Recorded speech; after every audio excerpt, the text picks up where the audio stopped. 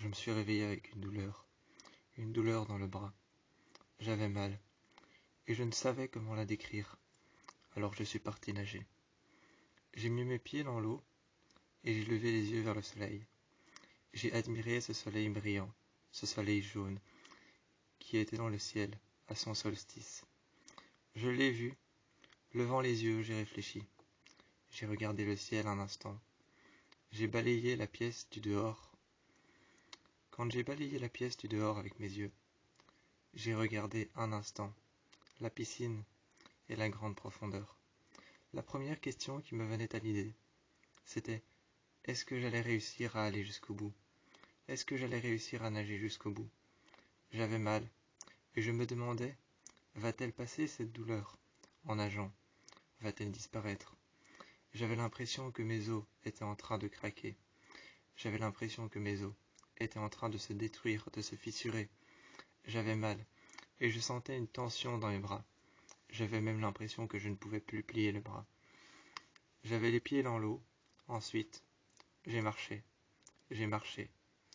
Mes pieds à l'intérieur de la piscine, sous l'eau. J'ai marché.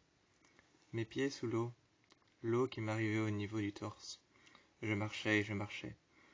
J'avais l'impression que plus je mettais mes mains dans l'eau, plus j'enfonçais mes mains profond dans l'eau, plus je marchais. Je tenais l'équilibre en me tenant au bord de la piscine. Je tenais l'équilibre et j'avançais. Mais plus j'avançais, j'avais l'impression que plus l'eau devenait froide. Je me suis accroché à un rebord. Et je me suis accroché à ce rebord tout le long. Je suis allé dans la grande profondeur. Lorsque je n'avais plus pied, j'ai lâché. Et je me suis assis. Je me suis assis et j'ai lâché. Assis sur le bord, je sentais que mes pieds avaient peut-être 2 mètres, avaient peut-être 3 mètres en dessous d'eux. J'ai plongé. En dessous de l'eau, je me sentais comme bien, porté par quelque chose, comme porté par le vent. Comme porté par le vent, je me sentais bien sous l'eau. J'essayais de nager. Je n'étais pas porté par le vent, j'étais porté par l'eau. J'étais porté par la résistance, j'étais porté par l'eau, l'eau qu'il y avait dans cette grande profondeur. J'ai regardé à gauche et à droite avant de continuer ma longueur. Ensuite, j'ai continué ma longueur. Arrivé de l'autre côté, je me suis mis au bord de la piscine. J'ai fait le tour et je me suis installé au soleil. J'avais froid, mais en même temps j'avais chaud. Sur le bord de mon épaule qui me faisait mal, la chaleur me faisait du bien et j'arrivais à sentir le soleil. Je sentais un rayon de soleil sur mon épaule, la chaleur me faisait du bien. Mais je venais de sortir de l'eau et j'étais tout mouillé, et j'avais froid. Un courant d'air est passé, un courant d'air frais, est passé juste au-dessus de moi, juste au-dessus de mes jambes, juste au-dessus de mes pieds, juste au-dessus de moi. Il est resté un instant, figé au-dessus de moi. Je ne pouvais pas le voir, c'était de l'air, mais je sentais une fraîche brise juste au-dessus de moi. Juste au-dessus de moi, je sentais cette fraîche brise, et en même temps, la chaleur du soleil. C'était un mélange magnifique, qui a fait partir ma douleur pendant quelques minutes. Ensuite, elle est revenue. Le temps de remettre mes pieds dans l'eau, le temps de faire une deuxième longueur. Je suis arrivé tout au bord et tout au fond de la piscine, je suis arrivé. J'ai plongé tout au fond de la grande profondeur. Quand je suis arrivé tout au fond de la grande profondeur, avec ma main, j'ai touché le sol. J'ai touché les profondeurs de la grande profondeur. J'ai touché le sol de la piscine et je suis remonté à la surface. Je me suis retourné, dos contre le sol de la piscine. Je me suis allongé tout au fond de la grande profondeur, dos contre le sol de la grande profondeur au fond de la piscine. Et j'ai regardé la surface de l'eau. Je voyais s'y refléter la lumière du soleil, la lumière du ciel, qui était bleue, bleue et blanche, bleu un peu blanc. Je voyais une lumière bleue et blanche étinceler au-dessus de la surface. Et je voyais aussi une lumière jaune et vive, comme les rayons du soleil que je sentais sur ma peau, même si j'étais encore sous l'eau. Je suis remonté, j'ai mis un essuie au-dessus de mes épaules, et je suis allé me coucher. J'ai attendu des heures, plusieurs heures, avant que tu te lèves et que tu ne te mettes à côté de moi. J'étais sur mon PC et je ne te voyais pas remonter à la surface. Pendant un instant, j'ai pensé que tu faisais de la plongée sous-marine. Peut-être que tu faisais des longueurs, mais que tu les faisais sous l'eau. J'ai pensé ça, et puis j'ai levé la tête, et je ne te voyais toujours pas remonter. La seule chose que je voyais, c'était un saule pleureur, avec plein de petits pollens autour qui étaient en train de flotter. La lumière du soleil qui se reflétait dans ses feuilles presque blanches, mais vertes claires. Je ne te voyais pas à la surface. Au fond de la piscine, l'eau était foncée. La grande profondeur était foncée. Juste devant, l'eau était éclairée par une faible lumière du jour, et toi, je ne te voyais pas remonter. Je voyais un mouvement dans la piscine qui bougeait, comme si quelque chose était sous l'eau. Comme si quelque chose était sous l'eau, je voyais un mouvement qui bougeait. Il y avait du mou dans la piscine. Il y avait une sorte de mouvement, des sortes de vagues. Je savais que tu étais dans la piscine, mais je ne te voyais pas remonter. À un moment, j'ai levé les yeux, et je ne voyais plus de mouvement. Il n'y avait plus de mou dans la piscine. Il n'y avait plus rien. Je suis resté là. J'ai posé mon PC sur le côté, mais j'ai continué à travailler. J'ai posé mon PC sur le côté, et j'ai posé par écrit tout ce que j'avais écrit sur mon PC. Je levais la tête de temps en temps pour pouvoir te regarder, mais tu n'étais pas là. Tu ne remontais pas à la surface. J'ai décidé alors de fermer les rideaux et de ne plus me préoccuper de toi. J'ai décidé de ne plus me préoccuper de toi, et j'ai fermé les rideaux. Les heures passaient comme des minutes, les secondes passaient comme des heures, et les minutes passaient comme des secondes. Je n'avais plus la perception du temps, si je ne te voyais pas. Je n'avais plus cette même perception du temps quand je ne te voyais pas. Tout passait très vite, ou tout passait très lentement. Ça dépendait ce que je faisais. Je suis resté là des heures, à fixer le lustre. Je suis resté là des heures, ou peut-être des minutes, à fixer la petite lampe de chevet sur le côté. Et je suis resté là des heures, à regarder le côté de ton lit, vide, avec la couverture défaite, et avec la forme de ta tête sur le coussin.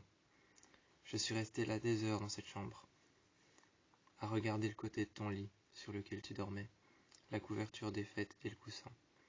Je suis aussi resté des heures à regarder mon PC fermé. L'écran n'était pas fermé, mais il était éteint. Et je suis resté là des heures à le regarder.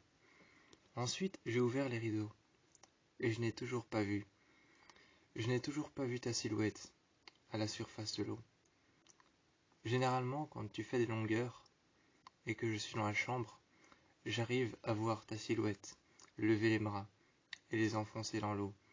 J'arrive à te voir battre des jambes, j'arrive à te voir lever la tête, j'arrive à te voir faire du crawl. J'arrive à te voir faire un salto arrière sous l'eau et pousser tes jambes contre l'appui de la... J'arrive à te voir faire un salto arrière sous l'eau et te voir pousser tes jambes contre l'appui de la piscine. Mais là, je n'ai rien vu. Ni jambes, ni bras, ni battements. Je n'ai rien vu de tout ça. Je me suis avancé un peu, j'ai posé mes mains sur la vitre, et je n'ai vu ni battement de jambes, ni mouvement dans l'eau, ni tes bras. Rien. Je n'ai rien vu. Rien du tout. Et quand je me suis aperçu que tu ne remontais pas à la surface, je suis sorti tout de suite. J'ai plongé dans l'eau, et je t'ai vu, sous l'eau. Tu étais en train de flotter, dans la grande profondeur. Dans la grande profondeur, tu étais en train de flotter. Tu ne remontais pas à la surface. Et je me suis rendu compte que je t'avais nié, je t'avais laissé seul. Je t'avais nié, je t'avais oublié, je t'avais laissé seul. J'avais arrêté de regarder s'il y avait des mouvements de jambes ou s'il y avait des mouvements de bras. J'avais arrêté de voir si tu battais des jambes ou si tu battais des bras. Tu nageais le crawl et le papillon, tu faisais des saltos arrière dans la piscine, Tu appuyais tes jambes contre le rebord de la piscine. Une fois arrivé au bord de la piscine, tu appuyais avec tes bras. Une fois arrivé au fond de la piscine, tu appuyais avec tes jambes, et tu revenais. J'ai plongé dans l'eau et je t'ai ramené à la surface. J'ai appuyé sur ton torse, et je suis resté sur ton torse le temps que tu évacues toute l'eau que tu avais bu, sans le faire exprès. Je regardais tes lèvres mouillées. Je regardais tes mains et tes ongles. Je regardais un peu tout ton corps quand tu étais en train de sortir de l'eau. Quand tu étais en train de sortir de l'eau, je regardais un peu tout ton corps.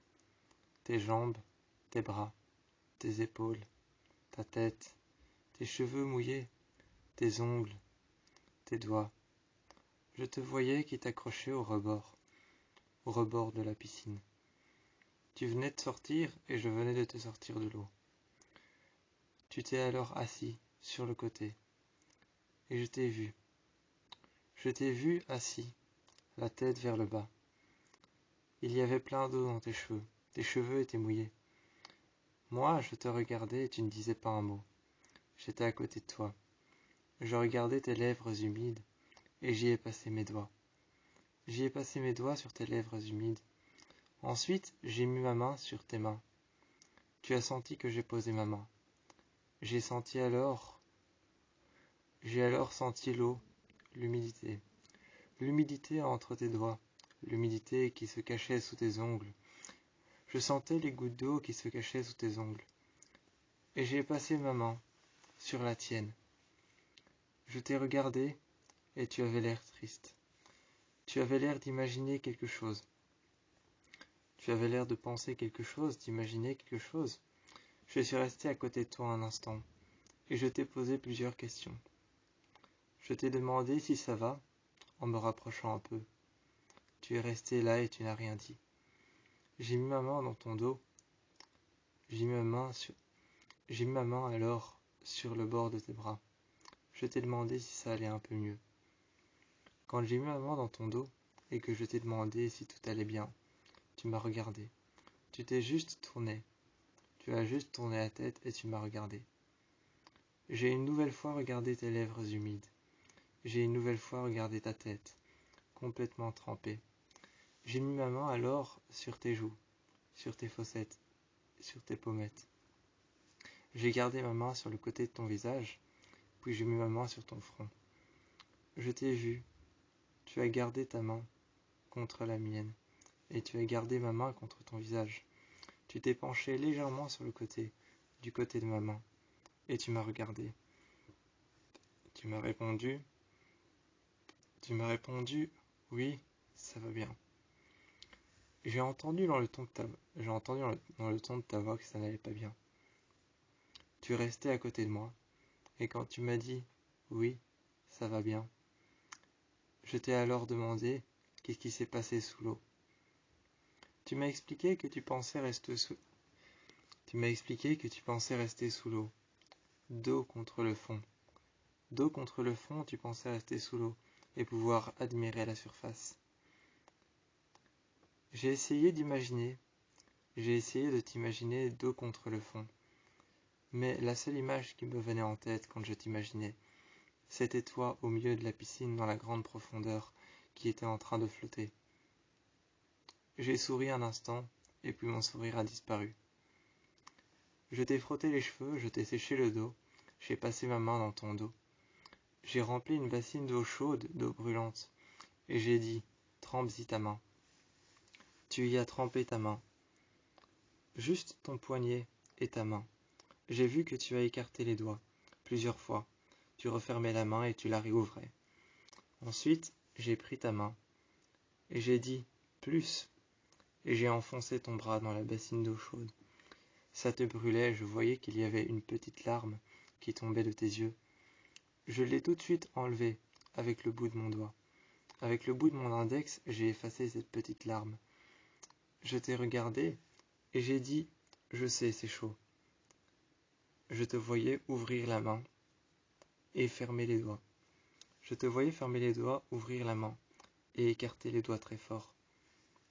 Entre tes doigts, je passais un bandage que je passais entre ton pouce et entre ton index. sur le côté de ta main, sur ton poignet, et que je passais entre tous tes doigts.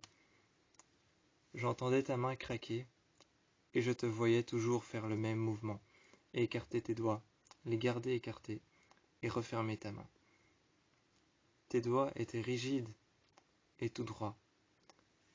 J'ai ensuite plongé ma main, et mis ma main contre la tienne. Je t'ai mis un bandage trempé, chaud et brûlant. Il était mouillé et trempé. C'était un simple bandage, et je t'ai regardé. Tu m'as dit que tu avais mal, que ça faisait une sorte de tension au niveau de ton épaule. Je me suis mis derrière toi, les jambes croisées, et je t'ai massé les épaules. Ensuite, j'ai bien fort serré le bandage que j'avais fait, que j'avais trempé dans de l'eau chaude. Je l'ai aplati, dans le même mouvement que je l'avais fait, avec des mouvements de mon pouce et des mouvements de ma main. J'aplatissais le bandage sur ton bras. Je t'ai dit, tu peux retirer ton bras de l'eau. Tu l'as retiré. Et dehors, tu as fait la même chose. Tu as tendu les doigts et tu as refermé ta main. Tu m'as regardé. Tu as serré ton poing, tu m'as regardé. Tu m'as dit, c'est pourquoi? J'ai serré ton poing au-dessus de... J'ai pris ma main et j'ai serré ton poing. J'ai dit, ça en vaut la peine. Et je t'ai simplement mis la main sur ta jambe. Je t'ai simplement mis la main sur ta jambe en serrant ton poing et j'ai dit que ça en valait la peine. J'ai vidé l'eau chaude à l'intérieur de la piscine et tu m'as regardé. Tu es venu te mettre à côté de moi et tu as mis tes pieds dans l'eau. On était tous les deux assis sur le fauteuil. On était tous les deux assis sur le fauteuil en tissu beige, près de la fenêtre. Près de la grande fenêtre avec les rideaux blancs, on était tous les deux assis sur ce fauteuil. Je t'ai demandé ton bras et tu l'as posé sur mes jambes. J'ai retiré le bandage soigneusement, délicatement. Délicatement, j'ai retiré le bandage. Soigneusement et précieusement, je l'ai enlevé, comme si je m'attendais à voir une grave blessure en dessous. Mais je savais qu'il n'y avait rien. Ensuite, je t'ai posé cette question. Pourquoi est-ce que tu es parti nager alors que tu savais que tu avais mal? Tu m'as regardé et tu as mis ta main sur mon épaule. Tu m'as dit que tu pensais que ça te ferait du bien. Je t'ai regardé et j'ai retiré ta main. Je l'ai posée à côté de mes jambes croisées. J'ai posé ta main à côté de mes jambes. Je t'ai regardé et j'ai dit, tu avais mal. Alors pourquoi est-ce que tu es parti nager? Réponds-moi sincèrement. Tu as regardé la piscine, tu as regardé les rideaux que tu as fermés. Ensuite tu m'as regardé moi. Tu m'as répondu sincèrement, en mettant ta main sur mes jambes. Je pensais que ça allait me faire du bien, que ça allait soigner la douleur. Je t'ai regardé et j'ai regardé la bassine d'eau chaude. J'ai mis ma main dans la bassine d'eau chaude et j'ai dit, c'est l'eau chaude qui soigne la douleur, pas l'eau froide. J'ai regardé la piscine comme toi et je t'ai vu, toujours en train de regarder la piscine. Tu fixais la grande profondeur. Enfin, c'est ce que j'imaginais. Et je t'ai dit en prenant ton bras, en le mettant dans l'eau chaude, c'est l'eau chaude qui soigne la douleur, pas les mouvements, et pas l'eau froide. Tu m'as regardé et tu as dit, pourquoi toi tu es intervenu si tard? Je t'ai regardé, j'ai regardé mon PC, et j'ai dit, les rideaux étaient fermés, je n'entendais rien, et je pensais que tu nageais en plongée sous-marine. J'ai regardé la maison, j'ai regardé le lustre au-dessus de nous. Au-dessus de nous deux, j'ai regardé le lustre, j'ai regardé les lampes allumées, j'ai regardé les rideaux fermés. J'ai regardé tout le fauteuil et toute la place qu'il restait sur le fauteuil quand on était assis à deux dessus, l'un en face de l'autre. Tu étais assis les jambes croisées, j'étais assis les jambes croisées aussi, en face de toi. Il y avait une bassine d'eau chaude à côté de nous, sur le sol. Et il y avait du bandage encore dans la bassine qui était en train de tremper. Je t'ai refait un bandage après avoir enlevé le bandage que je t'avais mis ce matin, je t'en ai fait un second. Je l'ai soigneusement frotté, et je l'ai soigneusement malaxé. Je l'ai soigneusement massé avec mon pouce et avec ma main, pour pouvoir bien le mettre contre ta peau. J'ai posé ton bras contre tes jambes, et j'ai regardé ton regard, et puis je me suis regardé dans la glace. Je me suis regardé dans le grand miroir qui était posé contre le mur, et je voyais qu'on se sentait tous les deux coupables, Toi, tu te sentais coupable d'avoir été nager. Moi, je me sentais coupable de ne pas avoir intervenu tout de suite. Ensuite, tous les deux, on s'est regardés. J'ai vu que tu avais envie de dire désolé, mais les mots ne sortaient pas. J'ai pris ta main et j'ai dit « Bon, je commence ». Quand je t'ai dit « Bon, je commence », j'ai vu que tu as esquissé un léger sourire. Ensuite, il a disparu. Il s'est comme volatilisé. Tu n'as plus regardé la piscine et tu n'as plus regardé les rideaux. Tu n'as plus regardé par la fenêtre. J'ai souri et j'ai dit « Je suis désolé. Je me sens coupable de ne pas avoir intervenu tout de suite. Je me sens coupable d'être resté sur mon PC et de ne pas être venu. De ne pas avoir pu faire les choses plus vite. Tu as pris ma main et tu as fait « Je suis désolé. Je me sens coupable d'avoir été nager. Je me sens coupable d'avoir été nager et d'être parti si tôt sans te prévenir. J'aurais pu au moins prendre ton épaule et faire un petit mouvement pour te réveiller. » On s'est tous les deux avoué nos fautes et on a regardé la piscine. On s'est ensuite regardé et on a dit « Dorénavant, quand l'un va dehors, l'autre va dehors aussi. Quand l'un va quelque part, l'autre doit le prévenir. » On se sentait tous les deux coupables, toi d'avoir été nager et moi de ne pas avoir intervenu tout de suite. On est resté là longtemps l'un en face de l'autre, dans un silence. On est resté longtemps dans un silence, le même silence qu'il y avait quand je ne t'ai pas vu remonter à la surface. Tu m'as regardé, je t'ai regardé, et on est resté là quelques minutes. Tout au plus, nous sommes restés là peut-être 1 minute à se regarder, 2 minutes, 3 minutes, peut-être 5 minutes. Ensuite, on s'est levé. J'ai vu que tu as été fermer la piscine, comme pour clore un chapitre sur quelque chose.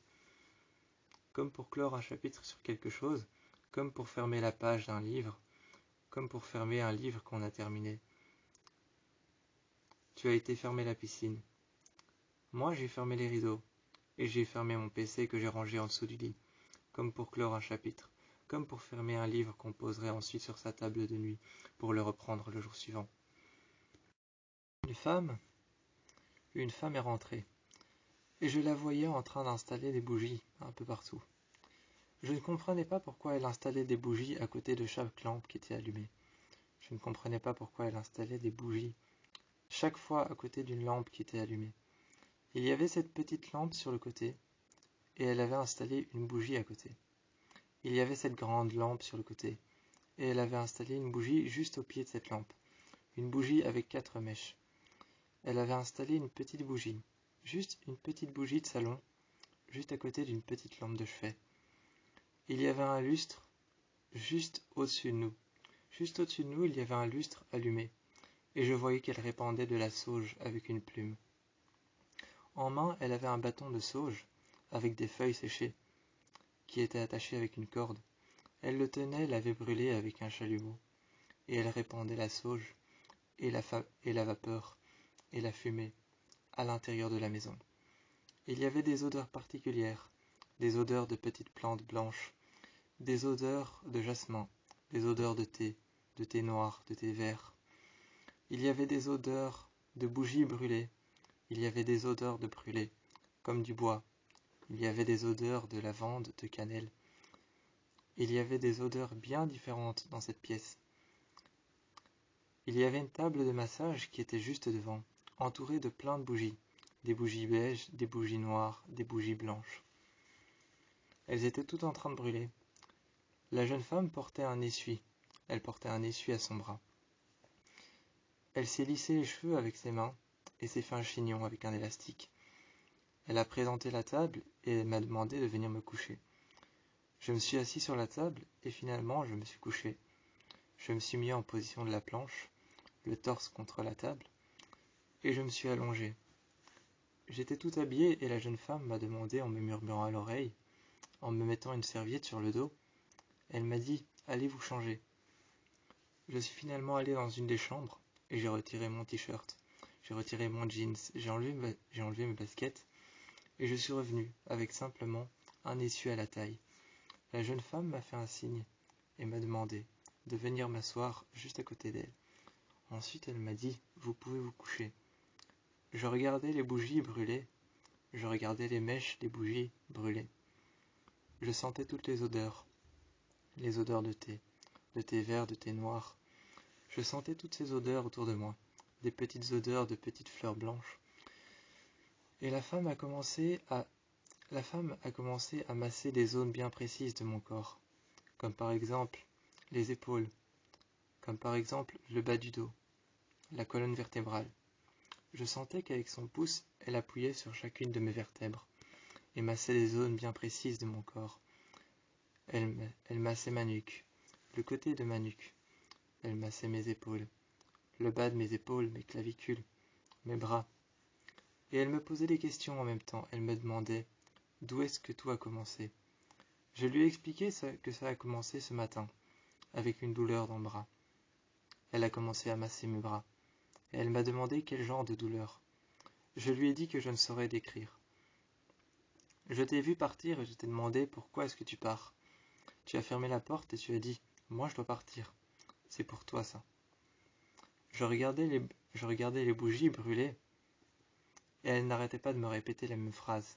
Détendez-vous, détendez-vous et calmez-vous. Dans ma tête, j'avais envie de lui dire que j'étais calme et que j'étais détendu.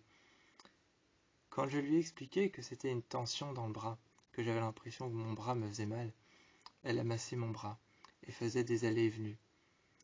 Le bas de mon dos, avec les deux mains, elle faisait des allées et venues.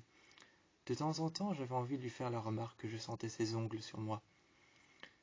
Et puis elle a commencé à masser mes épaules et m'a demandé, en appuyant un peu plus, elle m'a demandé est-ce que c'était ici, est-ce que c'était là. Et je sentais qu'elle appuyait au niveau de mes épaules, juste au-dessus. Ensuite, elle appuyait un peu plus sur mes bras et me demandait est-ce que c'était là, est-ce que c'était là. Et je répondais uniquement par oui ou par non. Je regardais les bougies brûler, je regardais la fumée qui rôdait encore dans la salle. Dans la pièce du salon, je regardais encore la fumée qui rôdait tout autour du lustre. Le lustre était allumé de plusieurs bougies. Dans la salle, j'écoutais le silence. J'écoutais le silence dans la salle et j'écoutais le bruit que faisaient ses mains avec les huiles. Avec les huiles sur mon corps, les différentes odeurs, avec les différentes odeurs, les huiles sur mon corps, je sentais et j'écoutais les différents bruits que ses mains faisaient aux différents endroits sur mon corps, quand elle frottait mon dos, quand elle frottait ma colonne vertébrale. J'écoutais les bruits et je sentais les odeurs. Quand tout était fini, elle a lâché mon dos et m'a dit « C'est bon, vous pouvez vous asseoir ». Elle s'est mise en face de moi sur un siège et m'a demandé comment est-ce que je me sentais. J'ai pris un coussin noir qu'il y avait derrière moi et j'ai dit « Bien, relaxé ». Elle m'a demandé si je pouvais m'étirer. Je me suis étiré et j'ai tendu les bras. Je l'ai regardé et je l'ai remercié. Roulant ses essuies, pliant ses essuies, éteignant toutes les bougies et soufflant sur les bougies, reprenant toutes ces huiles qu'elle fermait les unes après les autres, elle est partie et s'en est allée. À ce moment-là, tu es sorti. Ce soir-là, tu travaillais sur ton PC. Je me suis assis à côté de toi et je t'ai demandé pourquoi t'as fait tout ça pour moi. Pourquoi ce matin t'as fait ça pour moi? Tu t'es tourné et tu as continué à travailler. Je me suis accroché à l'écran de ton PC un petit peu et j'ai attendu. J'ai attendu que tu répondes. Je pensais que tu étais concentré sur quelque chose et que tu n'avais pas le temps de répondre maintenant. Alors j'ai continué à te poser la question. Pourquoi est-ce que tu as fait ça pour moi? Et je suis resté à côté de toi. Pour pouvoir attirer ton attention, ou alors attiser ta curiosité, j'ai pris un livre et j'ai lu. Ça n'a pas fonctionné. 2 minutes plus tard, je t'ai regardé et j'ai essayé de te déconcentrer, avec des petits coups. Avec des petits coups d'épaule, avec des petits coups de main, j'ai essayé de te déconcentrer. Je t'ai posé plein de questions, un tas. Pourquoi est-ce que tu as fait ça pour moi? Pourquoi est-ce que tu l'as fait aujourd'hui? Pourquoi est-ce que tu as voulu le faire? Je t'ai posé plein de questions, mais tu étais toujours concentré. Je me suis mis un moment en face de toi et j'ai fermé ton PC sur tes genoux. J'ai fermé ton PC sur tes genoux et tu m'as regardé. Là, je t'ai demandé la vraie question. J'ai dit que je ne voulais pas une réponse toute faite, que je ne voulais pas quelque chose de préparé.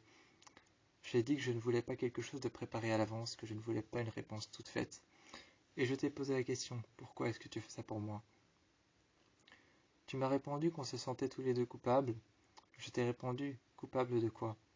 Tu m'as dit, moi coupable de ne pas être venu, toi coupable d'avoir été dans la piscine. Je t'ai regardé et j'ai dit que c'était une simple erreur. Tu t'es avancé, t'as fermé ton PC et tu l'as mis par terre. Tu as dit une simple erreur? Non, je ne crois pas. On s'est avancé tous les deux et on s'est mis l'un en face de l'autre. Quand ton PC était fermé, je l'entendais encore fonctionner. Je l'entendais encore fonctionner quand ton PC était fermé. En bas, sur le sol, il était posé et il chargeait. J'étais en train de fixer la lumière qui clignotait, la lumière de ton PC. Tu m'as demandé de te regarder et je t'ai regardé dans les yeux. Je regardais tes yeux pendant que toi tu me parlais.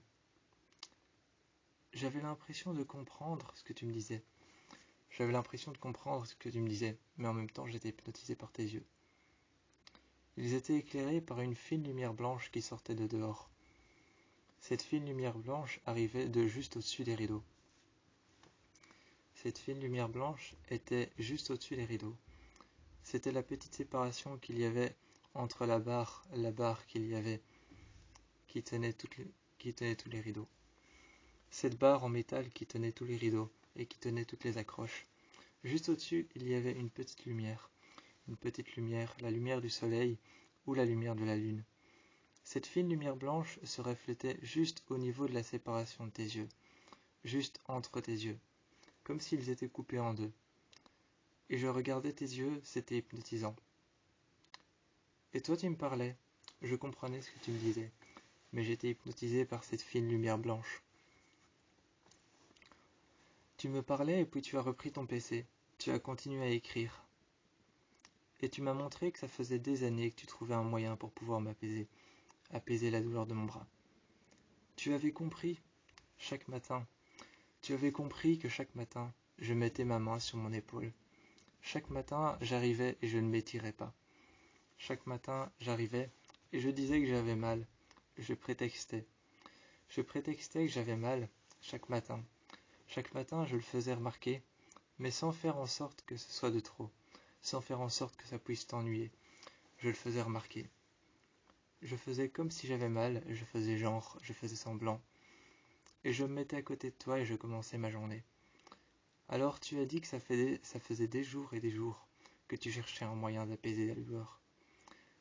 Ça faisait des jours et des jours que tu cherchais ce moyen d'apaiser la douleur. Et tu as dit que c'était la seule chose que tu avais trouvée. J'ai pris ton PC et je l'ai ouvert devant toi. Devant toi, j'ai ouvert ton PC et j'ai regardé. Il y avait des centaines et des centaines de recherches dans ton historique. Dans ton historique, il y avait des centaines et des centaines de recherches, des centres, des personnes qui peuvent apaiser la douleur.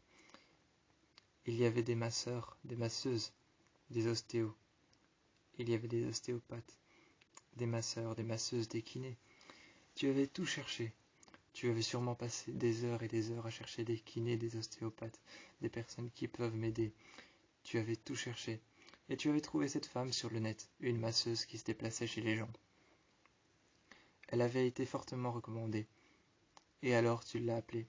J'ai vu qu'il y avait des centaines et des centaines de numéros que tu avais pris en note, des centaines de noms de centres que tu avais pris en note, des centaines de spécialistes que tu avais pris en note, que tu avais écrit sur une feuille. Cette feuille, tu l'avais rédigée à l'intérieur de ton PC, et tu l'avais même rédigée en une feuille blanche, qui te servait de signet pour ton livre de chevet. J'ai pris ton livre de chevet, j'ai pris cette feuille et je l'ai dépliée. Tu t'es mis à côté de moi et tu as dit, tu vois, ça fait des jours que j'essaye de trouver un moyen. Des jours, des semaines. Je ne calcule même plus le temps. Je t'ai regardé et j'ai commencé à faire des allers-retours. J'ai commencé à faire des allers-retours en me levant, juste devant le lit, près des rideaux, en touchant les rideaux avec ma main. Tu es venu et tu m'as arrêté. Tu as dit, c'est pas grave, tu as peut-être cru autre chose. Le lendemain matin, tu m'avais emmené dans un chemin de dune. Tu m'avais emmené sur un chemin de terre. Tu avais dit que c'était pour rejoindre une grotte dans laquelle il y avait un lac. Je t'ai regardé et je n'étais même pas sûr de toi. Je n'étais même pas sûr de moi, je ne savais même pas si toi tu étais sûr de toi. Et on a marché. On a marché, on a marché. Pour t'amuser et pour m'amuser, quand tu voyais, quand tu voyais des grottes, quand tu voyais des montagnes, pour m'amuser moi et pour t'amuser toi, tu disais terre en vue. Tu criais terre en vue comme un pirate. Et je te voyais. Je te voyais crier terre en vue, terre en vue. Je te voyais crier voilà les grottes, voilà les grottes. On est arrivé sur nos terres. Et tu marchais à toute allure, mais tu m'attendais quand même. Quand tu marchais vite et que j'étais tout derrière, tu attendais assis et tu regardais l'eau. Tu regardais l'eau, tu regardais l'océan. Tu attendais assis et quand je te rejoignais, je me mettais à côté de toi. Je me mettais à côté de toi quand tu t'arrêtais. Tu marchais quelques mètres et moi, essoufflé sur le côté, je continuais à marcher. Je me posais à côté de toi, j'enlevais mon sac et je m'asseyais par terre. Tous les deux sur les rochers, juste en haut d'une grande falaise. On écoutait les vagues. On écoutait les vagues s'écraser contre les rochers, s'écraser contre la grande falaise. On écoutait les vagues avec l'érosion creuser des passages et creuser la roche. Je te regardais et j'avais envie de te dire, c'est dingue à quel point l'océan est grand. C'est dingue à quel point on peut se sentir petit. Je me suis dit que si je te disais ça, peut-être que tu allais un peu culpabiliser. Je me suis dit que si je te disais ça, tu penserais à nouveau que j'étais malheureux. Alors j'ai regardé, et j'ai tout simplement pensé très fort dans ma tête. C'est dingue à quel point je me sens petit face à ça, face à l'océan, face à cette grande bleue, c'est dingue, qu'est-ce que je me sens petit face à la grande bleue. J'ai regardé alors, et je t'ai posé la question. Je t'ai dit, tu entends à quel point la mer frappe contre les murs de cette grande façade de roches, de ces grands rochers. On s'est tous les deux avancés un peu plus et on s'est mis tout au bord du précipice. Presque comme si on allait sauter dans l'eau. Presque comme si on allait sauter dans l'eau avec nos sacs habillés. On s'est mis au bord du précipice et on a regardé les murs de rochers. Il y avait des murs et des murs de rochers entassés l'un sur l'autre, détruits l'un sur l'autre. Il y avait même la destruction d'une ancienne maison, qui était détruite sur tous les rochers. On s'est mis là, au bord, et on a regardé. On a continué le chemin plus tard, et tu m'as emmené dans cette grande grotte. La grotte était ouverte, il n'y avait rien. Pas de passage sur le côté. Elle n'avait pas été fermée, elle n'avait pas été condamnée. On n'avait pas essayé de détruire des rochers juste au-dessus. Il n'y avait eu pas d'écroulement de rochers. Aucun éboulement de rochers juste devant, pour pouvoir fermer la grotte. Et il ne fallait pas passer par un petit passage, elle était grande ouverte. Les rochers étaient rouges, rouges presque carmin. Rouges presque rouge carmin, comme l'argile rouge. Mais ils étaient un peu plus jaunes. Ils étaient un peu plus jaunes orangeâtres, mais presque rouge carmin de temps en temps.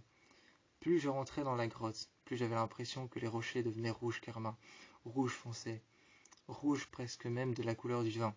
Mais ça, ce devait être l'ombre. Je regardais autour de moi et je voyais des grands rochers, jaunes orangés. Et plus je rentrais, plus j'entendais qu'il y avait un point d'eau. J'entendais qu'il y avait un point d'eau. J'entendais les mouvements des vagues. J'entendais aussi, de plus en plus, l'humidité qui coulait le long des rochers. J'entendais les gouttes d'eau, l'humidité qui coulait le long des rochers, et je regardais ces roches. Je passais ma main sur les roches et elles étaient humides de plus en plus. J'avais de l'eau sur le bout des doigts. J'avais des gouttes d'eau en dessous des ongles. J'avais de l'eau sur le bout des doigts. Mes mains étaient humides.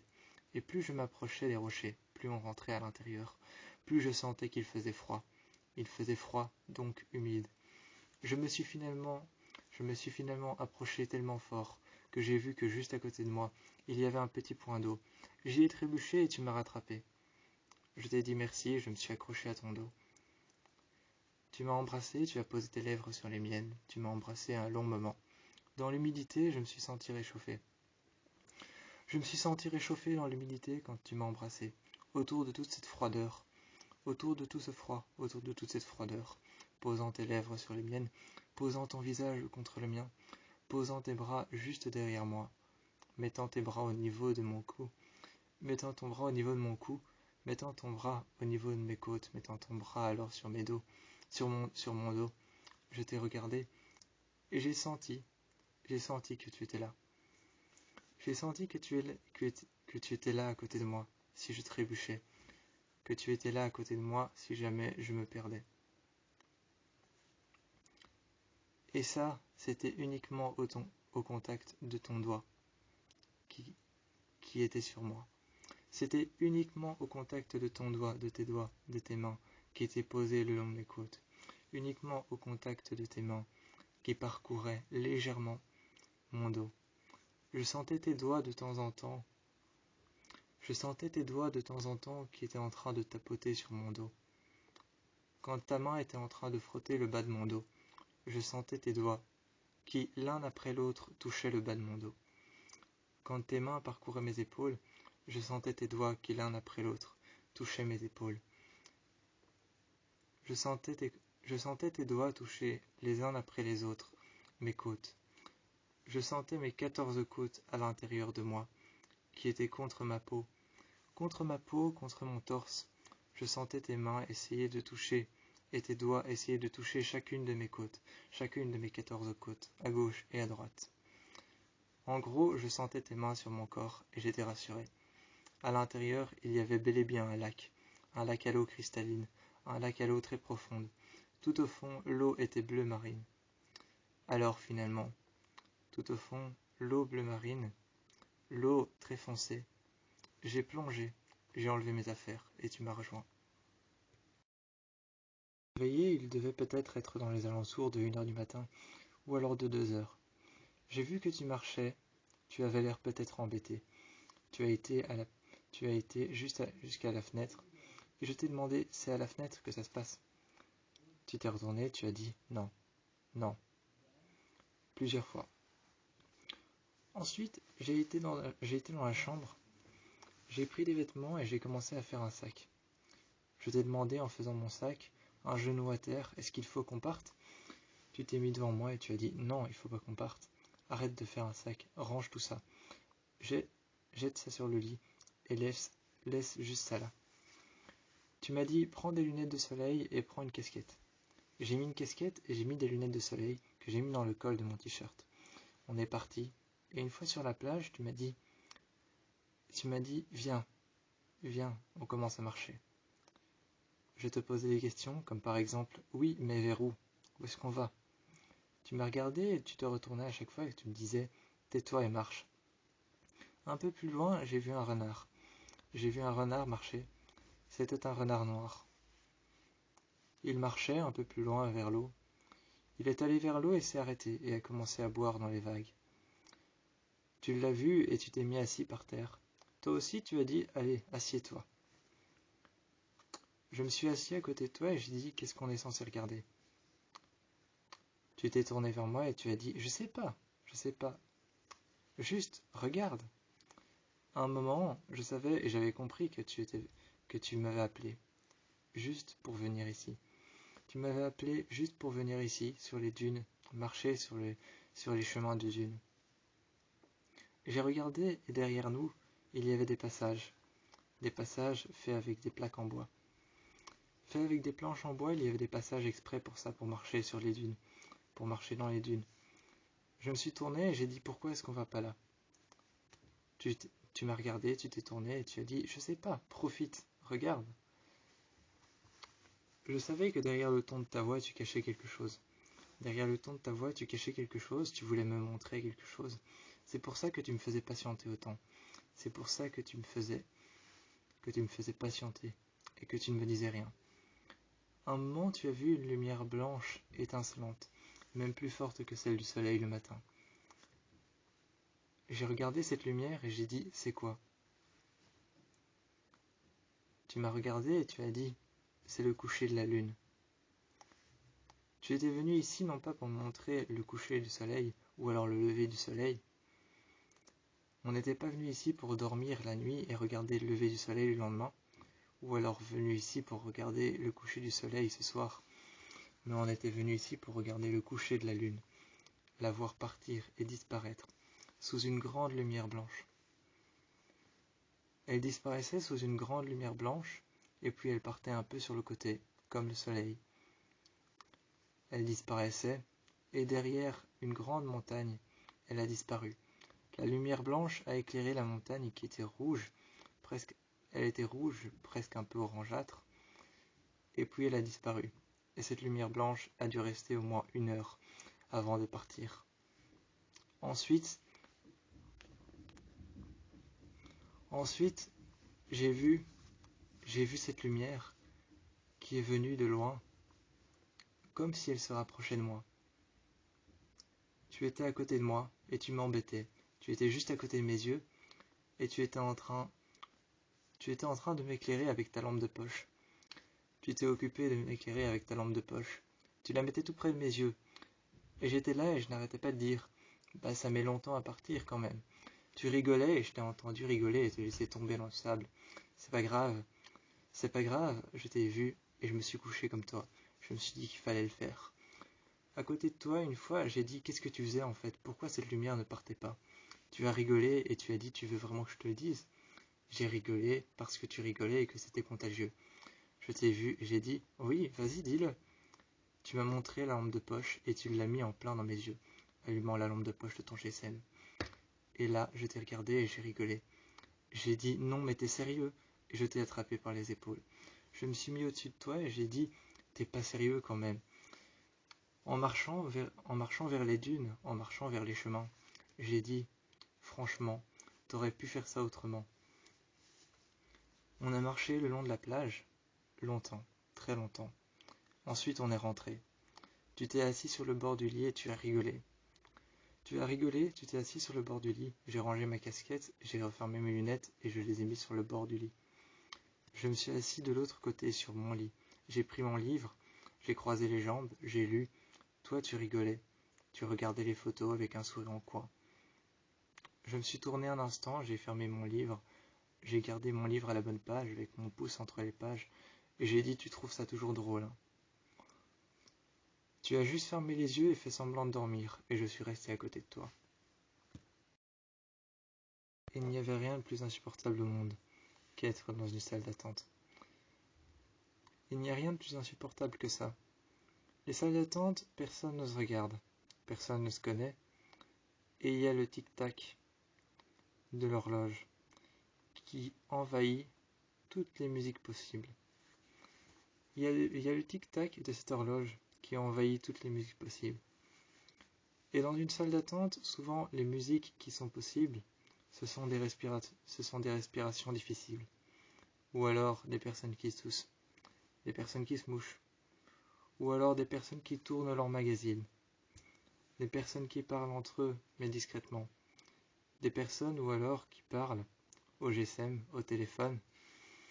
Des personnes qui avec leur téléphone parlent discrètement. D'autres, des personnes qui n'ont aucun respect pour tout le monde et qui parlent avec leur téléphone très très fort. Il y a aussi celle qui lit ses messages à voix haute. Il y a aussi celle qui lit ses messages à voix basse.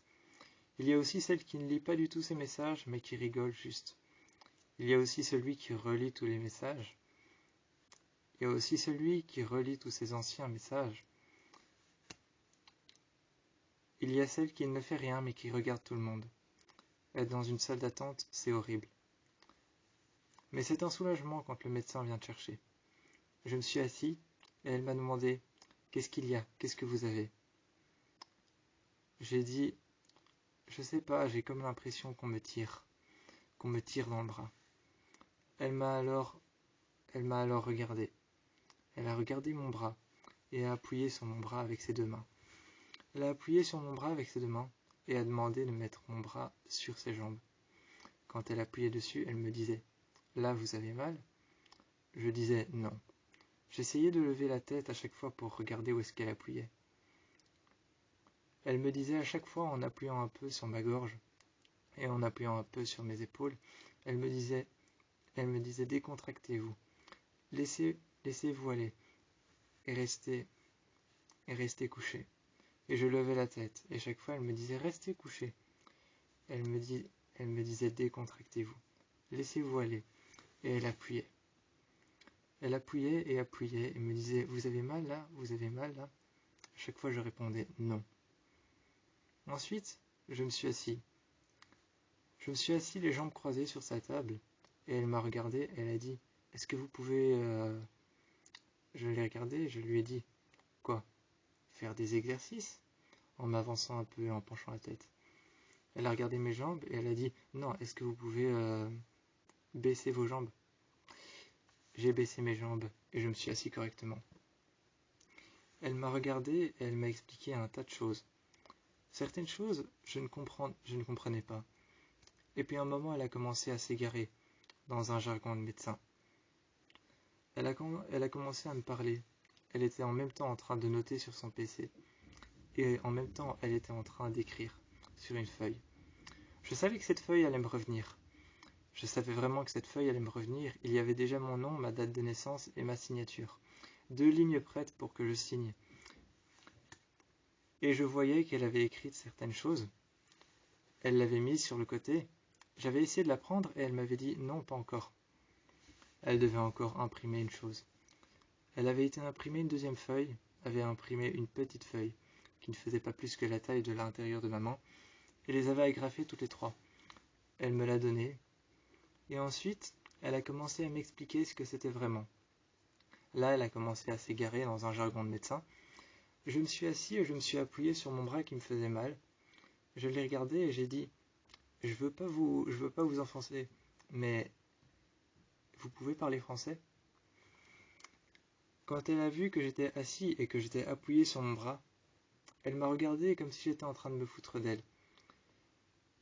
J'ai regardé mon bras et j'ai dit « Non, ça va ».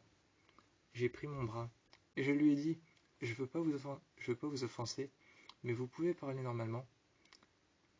Elle s'est assise sur un tabouret et a dit « Comment ça normalement ?» Je me suis mis dans la même position, appuyé sur mon bras qui me faisait mal. J'ai dit « Je veux pas vous déranger, mais parlez français. Le jargon médical, moi, ça me parle pas. » Elle a levé les yeux, a regardé la lampe, elle a regardé son PC et l'a fermé. Elle s'est assise sur le côté de son bureau et a dit « Ok, à l'intérieur de votre bras, il y a des nerfs qui sont tendus, rigides, droits comme un I, et c'est ça qui vous fait mal. » Je l'ai regardé et j'ai dit « Voilà, là c'est mieux. »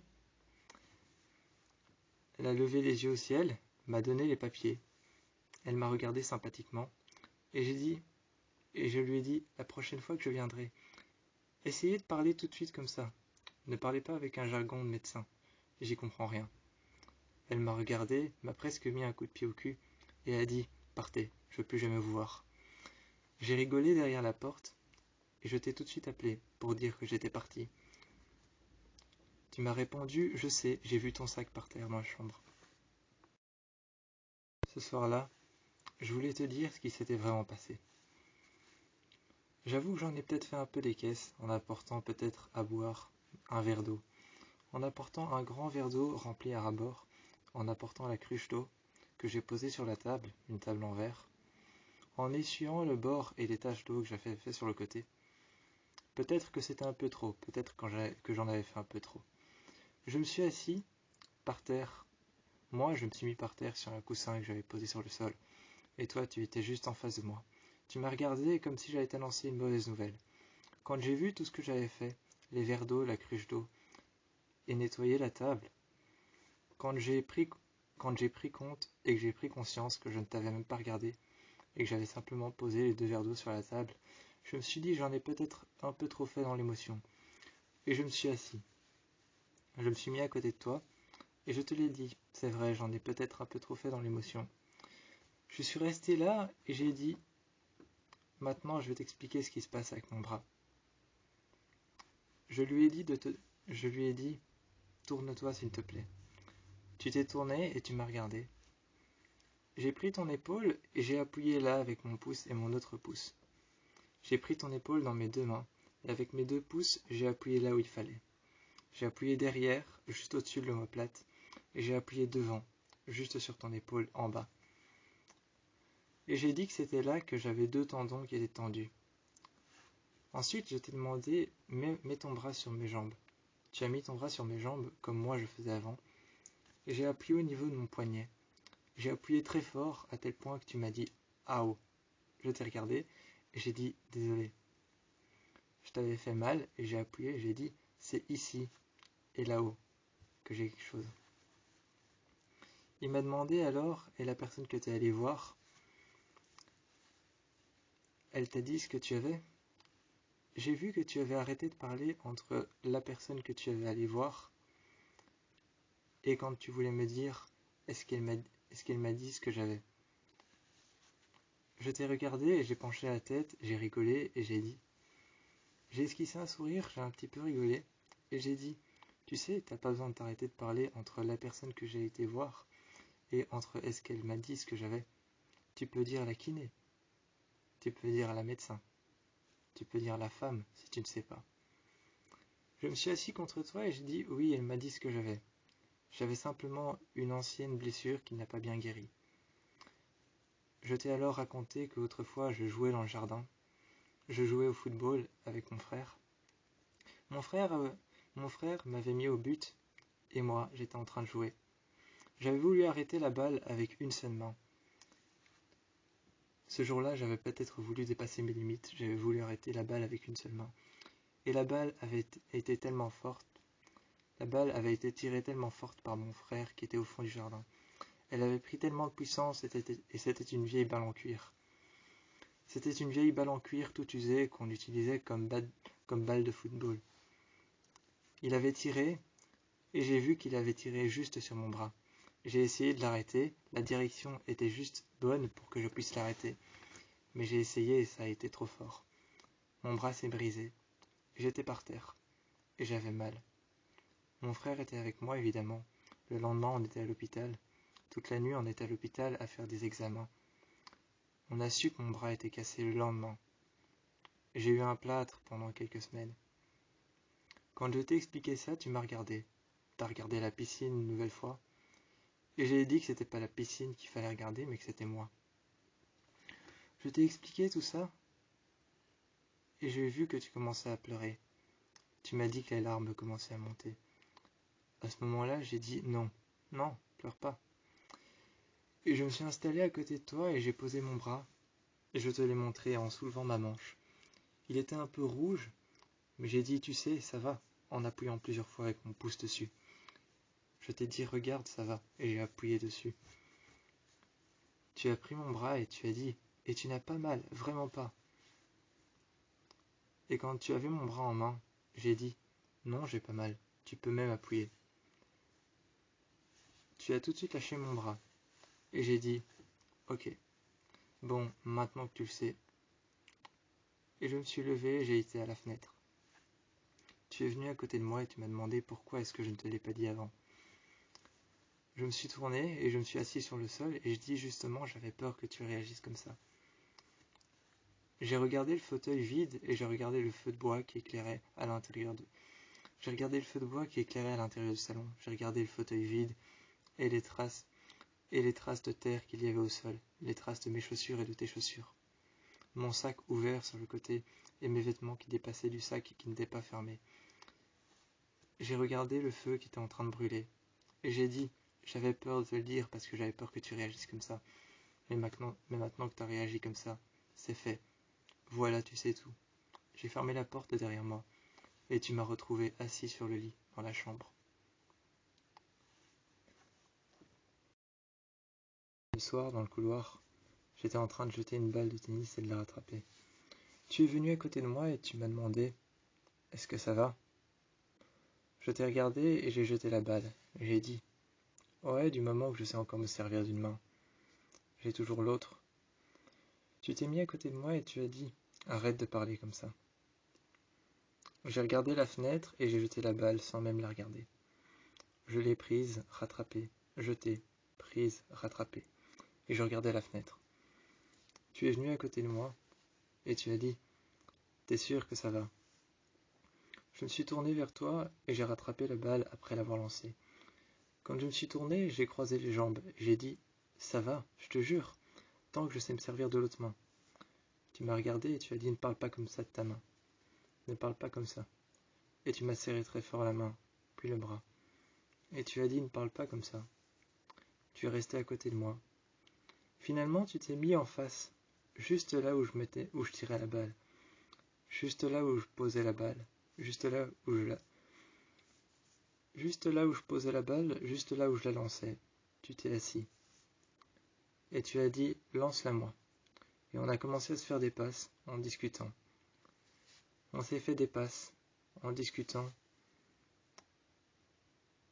Et j'ai vu que quand tu t'es assis, tu n'avais pas l'air très à l'aise. Moi, quand j'ai vu que tu t'asseyais, je n'étais pas à l'aise non plus. C'était comme la dernière fois. Toi, tu n'étais pas à l'aise parce que j'avais parlé comme ça. Et moi, je n'étais pas à l'aise parce que je ne savais pas si tu lançais fort ou pas fort. Tu as reçu la balle et tu me l'as lancée. Tu as souri en disant je vais faire un effort, je vais essayer de pas lancer comme ton frère. Ça ne m'a pas fait rire et je t'ai regardé sérieusement. J'ai juste pas répondu et j'ai lancé la balle. Quand tu as rattrapé la balle, tu as compris. Ça avait mis quelques minutes. Et finalement, tu as rattrapé la balle et tu as dit ah, je suis désolé. J'ai repris la balle et j'ai dit c'est pas grave. J'ai lancé à côté de toi, elle a rebondi et je l'ai tout de suite rattrapée. Tu n'avais même pas eu le temps de l'avoir en main, ou même pas eu le temps de l'avoir ricoché contre le mur. Finalement, j'ai continué à lancer la balle tout seul. Je la faisais ricocher contre le mur. Je lançais cette balle tout seul. Et toi, à côté de moi, tu me disais, et ton frère, depuis l'incident, tu as pris contact avec lui. J'ai simplement ouvert mon PC. J'ai ouvert mon PC qui était à côté de moi. Et je t'ai montré mon PC. Je t'ai montré mon PC ouvert à côté de moi. Il était en train de charger. En même temps que je jetais la balle et que je la faisais ricocher contre le mur, je regardais ce que la médecin était en train de m'envoyer. Elle m'envoyait des choses à faire. Des choses en même temps amusantes et en même temps qui pouvaient être un exercice. Parce que je lui avais dit dans son cabinet que je ne voulais pas passer ma journée à préparer toute une salle d'entraînement. Elle a dit qu'elle m'enverrait un mail avec plusieurs jeux que je pourrais faire, qui me feraient une rééducation et qui réadapteraient mon bras.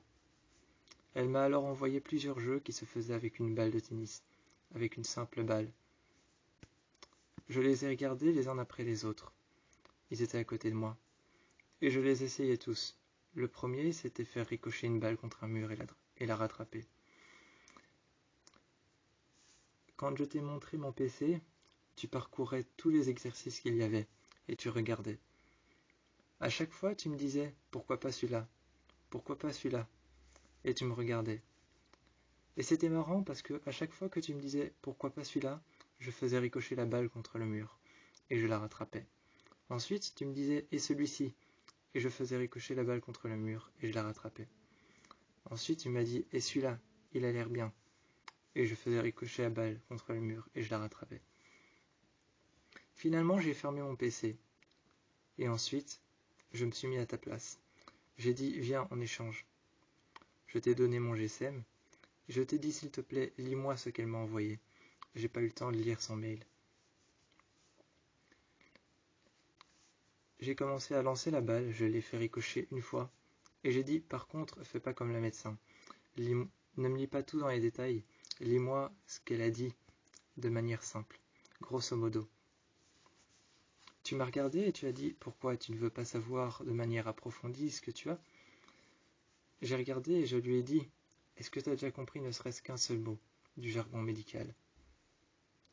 Tu as fermé mon PC, tu as allumé mon GSM, tu as déverrouillé, tu as fait le code et tu as regardé mon fond d'écran. J'ai vu que tu as hésité à me poser la question, genre pourquoi une photo de ton frère ? Et puis tu n'as rien dit. Et tu as commencé à dire ok, je vais commencer à lire. Moi, je commençais le second exercice. Je faisais rouler cette balle entre mes jambes. Entre mes jambes tendues et ouvertes, je faisais rouler cette balle. Et je m'amusais à la rattraper, avec une main et avec l'autre. Et toi, tu le disais de manière très peu expliquée. Tu lisais. Grosso modo, tu me disais ce que j'avais, parce que je t'avais demandé de ne pas tout m'expliquer. Je t'avais demandé de ne pas tout m'expliquer dans les détails, pas comme elle avait fait, parce que je ne comprenais rien au jargon médical. Donc, grosso modo, tu m'as lu tout le mail qu'elle a dit et qu'elle a écrit. Ensuite, je t'ai dit merci. J'ai fermé le PC dans tes mains, j'ai fermé le PC et je l'ai rangé. J'ai enroulé le câble du PC, le câble de la charge, et je l'ai posé sur le côté dans le couloir. Dans le couloir, je l'ai posé sur le côté et je t'ai regardé. Je t'ai tendu une main, tu as vu que c'était mon bras qui me faisait mal. Tu m'as regardé d'abord, et j'ai souri et j'ai dit « Allez, il faut bien que je le récupère ». Je t'ai dit qu'il fallait bien que je le récupère, et je t'ai dit « Allez, attache-toi à mon bras ». Et finalement, tu t'es attaché à mon bras. Je t'ai levé, tu as vu que j'avais mal, tu as vu que j'avais eu mal. Tu m'as demandé « Ça va ?» Et finalement, quand tu m'as demandé « Ça va ?» j'ai dit « Non, mais ça va aller ». Prenant mon épaule dans ma main, j'ai dit « Non, mais ça va aller ». J'appuyais sur mon épaule comme si elle était déboîtée et que je devais la remettre en place. J'ai appuyé sur mon épaule d'abord vers l'avant, puis vers l'arrière, au niveau du dos. Puis j'ai gardé ma main sur mon épaule et j'ai marché dans le couloir. Tu m'as vu comme ça et tu n'as rien dit. Ensuite, nous sommes allés nous coucher. Je suis allé en lit et je me suis couché sur le lit. Sur le lit, je me suis couché un peu plus en avant, un peu trop en avant. C'était pour mettre mon épaule sur les coussins. Tu m'as regardé et tu m'as dit pourquoi tu t'assieds de cette manière. J'ai dit c'est pour mettre mon épaule sur le coussin. Tu as levé les yeux, tu as pris ton livre et tu as dit pas con en tournant la première page. Un jour tu m'as retrouvé seul devant la grande profondeur. Je ne parlais pas, je ne disais rien, je regardais les arbres. De temps en temps je levais la tête, mais j'avais les yeux plongés dans le fond de la piscine. De temps en temps je levais la tête. J'avais peut-être pour but de me rappeler, de me remémorer, de me souvenir ce qui s'était passé. Tu es arrivé derrière moi et tu m'as dit « Est-ce que ça va ?» Je t'ai regardé, un peu saisi, et j'ai dit « Est-ce que c'est là que je suis tombé ?» Tu as mis tes pieds dans l'eau, tu t'es assis et tu as dit « Viens ». J'avais un peu peur de mettre mes pieds dans l'eau. Je ne sais pas pourquoi, maintenant c'était un endroit qui me faisait peur, un endroit qui m'effrayait. Tu as dit alors « Viens, viens t'asseoir ». Je me suis assis finalement et tu t'es mis contre moi. Tu as dit « Sache une chose, tu n'es pas tombé ici. Tu n'es jamais tombé là. Tu n'es pas tombé dans la grande profondeur. Tu as nagé depuis le bout de la piscine. Tu as nagé depuis là où tu avais pied. Tu as fait une longueur et tu t'es arrêté au milieu. Tu n'es jamais tombé dans la grande profondeur. Il n'y a jamais eu d'accident. Tu as nagé et tu as perdu le contrôle. Je t'ai regardé et j'ai dit que tu savais toujours quoi dire. J'ai dit que tu savais toujours quoi dire, que tu avais toujours les bons mots, que tu trouvais toujours ce qu'il fallait dire, ce qui pouvait rassurer les gens. Tu m'as regardé, tu as regardé le ciel, la grande profondeur et tu as retiré tes pieds. Tu as croisé les jambes et tu t'es mis en face de moi. Nous nous sommes mis sur la terrasse et je me suis installé sur une chaise en osier. Je me suis installé sur les coussins de la chaise en osier, sur la chaise, et je t'ai parlé, les jambes croisées, et je regardais la bougie brûler. Je regardais la bougie brûler, je regardais la flamme, je sentais l'odeur de la vanille. Je voyais les cendres qui tombaient petit à petit, les cendres de la mèche qui tombaient petit à petit. Je voyais aussi à l'intérieur de la bougie la cire qui était humide, et à l'intérieur de la cidre qui était humide, je voyais les cendres qui tombaient. La bougie était blanche et noire, à cause de la mèche qui brûlait, elle était blanche et noire. Je t'ai vu alors humidifier ton index et ton pouce, et j'ai vu que tu as éteint les bougies. Tu as éteint les bougies quand tu humidifiais ton index avec ta langue et ton pouce avec ta langue. Tu as éteint la bougie et tu as juste posé tes deux doigts en pointe l'un sur l'autre comme si tu prenais quelque chose sur la flamme. Elle s'est éteinte et j'ai écouté ce doux bruit d'une flamme qui s'éteint. Tu as fait ça sur les deux flammes, puis sur toutes les autres flammes. Tu as fait ça sur les grosses bougies qu'il y avait aux quatre coins de la piscine. Moi, j'étais assis, juste devant la grande profondeur. J'essayais de me persuader que je n'étais jamais tombé là. Et puis tu es arrivé, et tu as dit, tu n'es jamais tombé. Il s'est passé quelque chose, c'est tout. En revanche, quand je suis resté là et que tu es venu t'asseoir à côté de moi, tu as dit, en revanche, ce qui s'est passé, c'est que tu as eu mal. Je t'ai regardé et j'avais l'air un peu surpris que tu me dises ça. Tu as dit, tu n'es jamais tombé, mais en revanche, tu as mal et ça je le sais. Je me suis alors installé debout. Je me suis mis debout, je me suis installé contre une table, debout, les jambes tendues. Les jambes tendues, puis j'ai croisé les jambes. J'ai regardé la piscine depuis la petite profondeur. Tu t'es mis à côté de moi sur une chaise et tu as dit, ça c'est pas un médecin qui va le guérir. C'est pas une femme, c'est pas une ordonnance ou un bout de papier qui va guérir ça. Je sais que tu souffres, je sais pour quelle raison. Et ça c'est moi qui vais le guérir. C'est moi qui vais t'aider. Je t'ai regardé, je t'ai vu, j'ai vu tes yeux. J'ai vu la lumière de la dernière bougie que tu n'avais pas éteinte, qui était en train de brûler sur la table. C'était une bougie avec un petit socle en métal qui flottait sur une grande bassine d'eau. C'était de l'eau froide et je voyais qu'elle flottait. Elle flottait sur une petite planche en métal. Elle était dans une bassine d'eau et je voyais qu'à l'intérieur de cette bassine d'eau, tu avais même mis des glaçons. Tu avais été chercher 2 verres d'eau que tu avais posés sur la table, une pince qui trempait dans cette grande plaque en métal à l'intérieur de laquelle il y avait de l'eau. Il y avait une pince, tu avais mis des glaçons. Tu avais pris 2 glaçons avec la pince, tu les as mis dans nos verres. Et on a commencé à parler toute la nuit. Toute la nuit on a parlé, et moi je voyais ces bougies sur cette petite plaque en métal qui flottait comme un bateau. Je m'amusais avec de temps en temps, j'avais les jambes croisées sur la table, et je m'amusais avec le bout de mes doigts. Je la faisais aller d'un côté à un autre. De temps en temps, mes doigts cognaient contre les glaçons et c'était très froid. Toi, tu étais en train de boire à ton verre et tu me parlais. Tu me parlais de mes vraies cicatrices, ce qui m'a vraiment fait mal. Le jour où on est rentré chez moi et où on m'a plaqué contre le sol. Ce jour où je ne savais plus respirer. J'avais toujours l'air aussi perdu. Et je t'ai regardé et je t'ai demandé, je peux te poser une question? Tu m'as répondu, oui, toutes les questions du monde. Alors j'ai dit, si jamais, hypothétiquement, si jamais tu n'avais pas pu me sauver, et que j'étais toujours en train de me noyer, et que tu aurais dû remonter à la surface tout de suite, et que tu ne pouvais pas me ramener, t'aurais fait quoi? Tu m'as regardé et tu t'es mis à côté de moi, tu t'es assis à côté de moi, les jambes croisées. Contre moi, tu as dit, je t'interdis de penser ça. Je t'ai regardé, mais j'ai dit, mais si jamais tu t'avais pas pu me sauver, si jamais tu avais dû me laisser en dehors de la surface de l'eau, si jamais tu avais dû me laisser au fond de l'eau, t'aurais fait quoi? Je t'ai regardé et j'ai vu que tu étais perdu, que tu ne savais pas quoi répondre, et j'ai dit, réponds tout simplement ce qui vient à l'esprit. Je ne serai pas blessé. Je ne serai pas blessé, je veux juste savoir ce que tu aurais fait. Tu as répondu et j'ai vu que tu as réfléchi. Tu as regardé le ciel assez longtemps pour le regarder au moins 1 minute.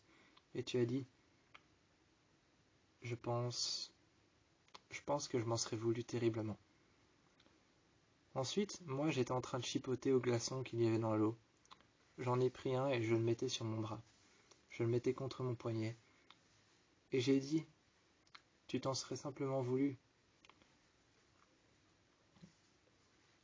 Je t'ai regardé et j'ai dit, tu n'aurais pas eu de réaction, tu n'aurais pas été parler à des gens, tu n'aurais pas été de parler à toi-même, devant un miroir par exemple. Tu m'as regardé et tu as dit, quoi, tu voudrais que je fasse tout ça? Tu as dit que la réponse que je dirais te conviendrait. J'ai dit, c'est vrai, la réponse que tu diras me conviendra, mais juste, qu'est-ce que tu aurais fait? À part t'en vouloir, est-ce que tu aurais fait quelque chose? Tu m'as regardé et tu as dit, non, je crois que je m'en serais voulu, je serais resté là. J'aurais peut-être appelé le 911, j'aurais peut-être appelé SAMU, les pompiers, la police. Je crois que la première chose que j'aurais fait si j'avais fait ça, et que j'aurais pas pu te remonter, j'aurais dit que c'était moi qui t'avais tué. Tu m'as regardé et tu as dit, J'aurais fait ça, ouais. J'aurais dit que c'était moi qui t'avais tué. J'aurais dit que j'avais pas fait exprès, que je ne t'avais pas remarqué, mais que tout était de ma faute, et qu'il fallait m'emmener. Je pense que j'aurais montré mes poignets à un policier. J'aurais attendu qu'il claque. J'aurais attendu qu'il claque les menottes contre mes poignets, qu'il me frappe avec ses menottes, et qu'il m'accroche les poignets. Et je crois qu'une seule fois les poignets accrochés, avec les menottes qui auraient tapé contre mes poignets, contre mes mains, pour s'ouvrir. Une fois les menottes refermées et accrochées, là je me serais senti mieux. C'est ça que j'aurais fait. Peut-être même appuyé contre le pare-choc. Peut-être même appuyé contre la voiture, les bras vers l'arrière. Là je me serais senti mieux. Peut-être qu'il m'aurait demandé de mettre les mains dans le dos, qu'il m'aurait tiré par les chaînes, et que toute la douleur que je ressentais, tiré par les chaînes, aplati contre la voiture, ou encore frappé avec les menottes. Là, après, je me serais senti mieux. Et je crois que la dernière chose que j'aurais fait, c'est regarder ton corps sur le sol. J'aurais regardé l'eau s'échapper de ta bouche. J'aurais regardé les médecins et les médecins légistes te prendre en photo. Et j'aurais regardé toutes les personnes de la morgue t'emporter et te mettre dans un linceul. Moi, je t'ai regardé et j'avais les yeux grands écarquillés. Tout ce que tu décrivais me faisait mal au cœur et me blessait. Pas dans le sens que ça me blessait moi, mais que j'avais mal pour toi. Alors je t'ai regardé et j'ai dit, tu aurais vraiment fait tout ça. Tu as légèrement levé les mains, tu as laissé tes poignets contre la table. Contre la table, tu as laissé tes mains, et puis tu as légèrement levé les mains et tu as dit, oui, j'aurais fait ça. Quand tu as croisé les mains, tu m'as simplement regardé et tu as dit, tu voulais la vérité. Tu l'as. J'aurais fait ça. On a tous les deux marché jusqu'à la grande profondeur, et on est resté debout, et on a fixé la grande profondeur. Je me suis tourné vers toi et tu m'as dit, ah non, pas encore une autre question. J'ai dit, non, t'inquiète pas. Je t'ai pris par les épaules et je t'ai embrassé. Je t'ai pris par les épaules et je t'ai embrassé. J'ai croisé mes bras derrière ta nuque, j'ai croisé mes bras. Je t'ai embrassé et j'ai dit merci en te le murmurant à l'oreille. J'ai mis un réveil à minuit, au solstice de pleine lune. Ce réveil, je l'avais mis pour pouvoir te parler une chose qui me tenait à cœur depuis longtemps. Je t'ai réveillé et je t'ai dit non, viens juste dans le salon. On était tous les deux dans le salon. Et tu t'es assis et tu m'as dit de quoi tu veux qu'on parle. Tu as croisé les jambes et je voyais que tu avais croisé les jambes et que tu avais l'air embêté. Tu en parlais avec beaucoup de recul. Je voyais que tu étais embêté et que tu ne voulais plus qu'on parle de ça. Tu ne voulais plus qu'on parle de est-ce que tu veux me sauver ou non. Est-ce que si tu n'avais pas eu le temps de me sauver, qu'est-ce que tu aurais fait? Toutes ces questions, tu ne voulais plus les entendre. Et je me suis mis devant toi et j'ai commencé à faire les 100 pas. J'ai tourné et j'ai fait les 100 pas. J'ai tourné plusieurs fois. Finalement, tu m'as arrêté et tu as dit « Qu'est-ce que tu veux me dire? Dis-moi ce que tu veux me dire. » J'ai regardé le feu, j'ai regardé les flammes. Et là, j'ai dit « Je veux juste qu'on parle de quelque chose. Je sais que ça va te déranger. Mais pourquoi t'as dit ça? Pourquoi est-ce que tu as exprimé toute cette douleur quand tu as dit que tu ne pouvais pas me sauver? Tu t'es installé et tu as dit « C'est quoi cette question ?» On dirait une affirmation. Je me suis assis à côté de toi et j'ai dit, avec une jambe sur le sol et avec une jambe pliée, j'ai dit « C'est vrai, c'est plus une affirmation. » Je t'ai dit, quand je t'ai entendu parler de ça, quand je t'ai entendu dire ça, j'ai eu l'impression que tu décrivais la même douleur que j'ai ressentie quand j'étais jeune. J'ai eu l'impression que tu ressentais que tu avais décrit exactement ce qui s'était passé, ce que j'ai subi. Tu t'es reculé un peu et tu m'as regardé et tu as dit je ne décrivais pas ce que tu as subi. J'essayais justement de déclencher quelque chose chez toi. J'essayais de déclencher quelque chose chez toi en essayant de trouver un moyen de, comme tu le dis, d'écrire ce que tu as subi. Je me suis un peu reculé et puis je me suis avancé. Je me suis repositionné dans le fauteuil. J'avais une jambe contre moi, pliée, et une autre jambe pliée sur le sol. J'avais une jambe qui était sur le sol et l'autre qui était pliée, assise sur le fauteuil. Et j'ai dit, donc j'avais raison, d'essayer de décrire exactement ce que j'ai vécu. J'ai vu que tu n'avais pas envie de répondre et que tu regardais le plafond. Tu regardais le plafond, tu n'avais pas envie de répondre. Et j'ai dit, baisse la tête et réponds-moi. À ce moment-là, tu as dit, oui, oui, c'est ça que je faisais. Je décrivais ta douleur. Je décrivais ce que tu as vécu. Je décrivais ton accident. Je décrivais ta peur, en fait. Parce que j'avais pas envie de répondre. Ce soir-là, non, j'avais pas envie. Et encore moins ce soir. Je t'ai alors répété, il faut qu'on en parle. Il faut que je te le dise. Il faut que je t'explique ce qui s'est passé. Je t'ai expliqué que j'étais seul dans la maison, qu'il n'y avait pas de lumière et que je pensais être en sécurité. Tu as tourné toi aussi, tu t'es levé, tu as dit non, on en a déjà parlé plein de fois. J'ai vu que tu chipotais avec tes doigts, que tu chipotais avec tes mains. Tes mains, tu les frappais les unes contre les autres sans vraiment frapper. Pas comme si t'applaudissais, mais plus comme si tu jouais avec les paumes de tes mains. Tu joues avec tes doigts. Et là, j'ai dit, arrête d'être nerveux comme ça. Je veux juste que tu me décrives pourquoi. Tu as dit, je sais pas. Je sais pas. Plusieurs fois, tu joues avec tes mains. Finalement, tu as arrêté. Finalement, tu as arrêté de jouer avec tes mains. Tu t'es assis juste en face sur l'escalier. Tu t'es assis sur l'escalier en pierre, sur les grosses pierres. Tu t'es assis sur les grosses pierres qu'il y avait, qui formaient un escalier à 3 marches. 3 grosses pierres de béton qui étaient cassées et fracturées. 3 grosses pierres de béton cassées sur lesquelles tu étais assise qui formaient un escalier à 3 marches. Un long escalier qui faisait tout le tour du salon. Et tu as dit je sais pas, je sais pas.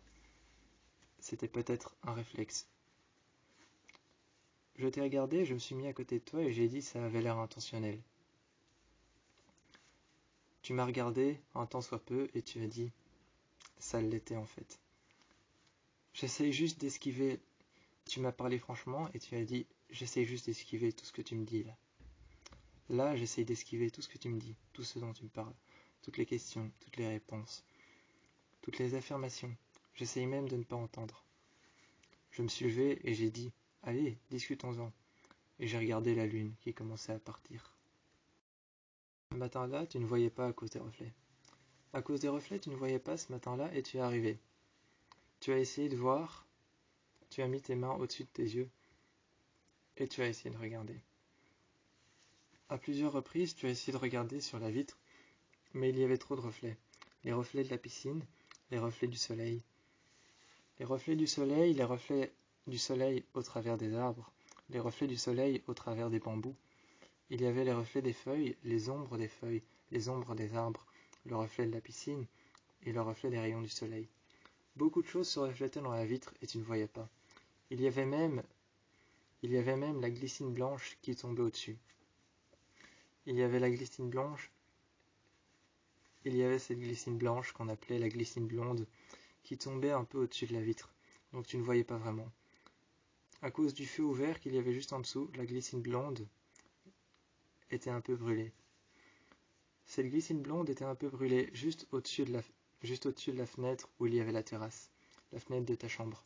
Tu as ouvert le Velux de ta chambre et puis tu es arrivé. Là, tu nous as vus. Enfin, tu m'as vu.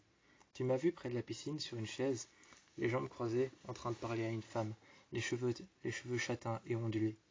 Elle portait une grande veste blanche. Tu t'es arrêté, tu t'es figé.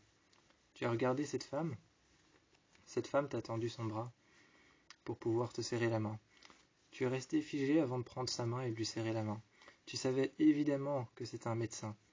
Tu l'as vu avec son carnet, avec ses plusieurs bics dans la poche et avec son iPhone qu'elle tenait en main. Avec son iPhone qu'elle tenait en main derrière le logo d'un hôpital.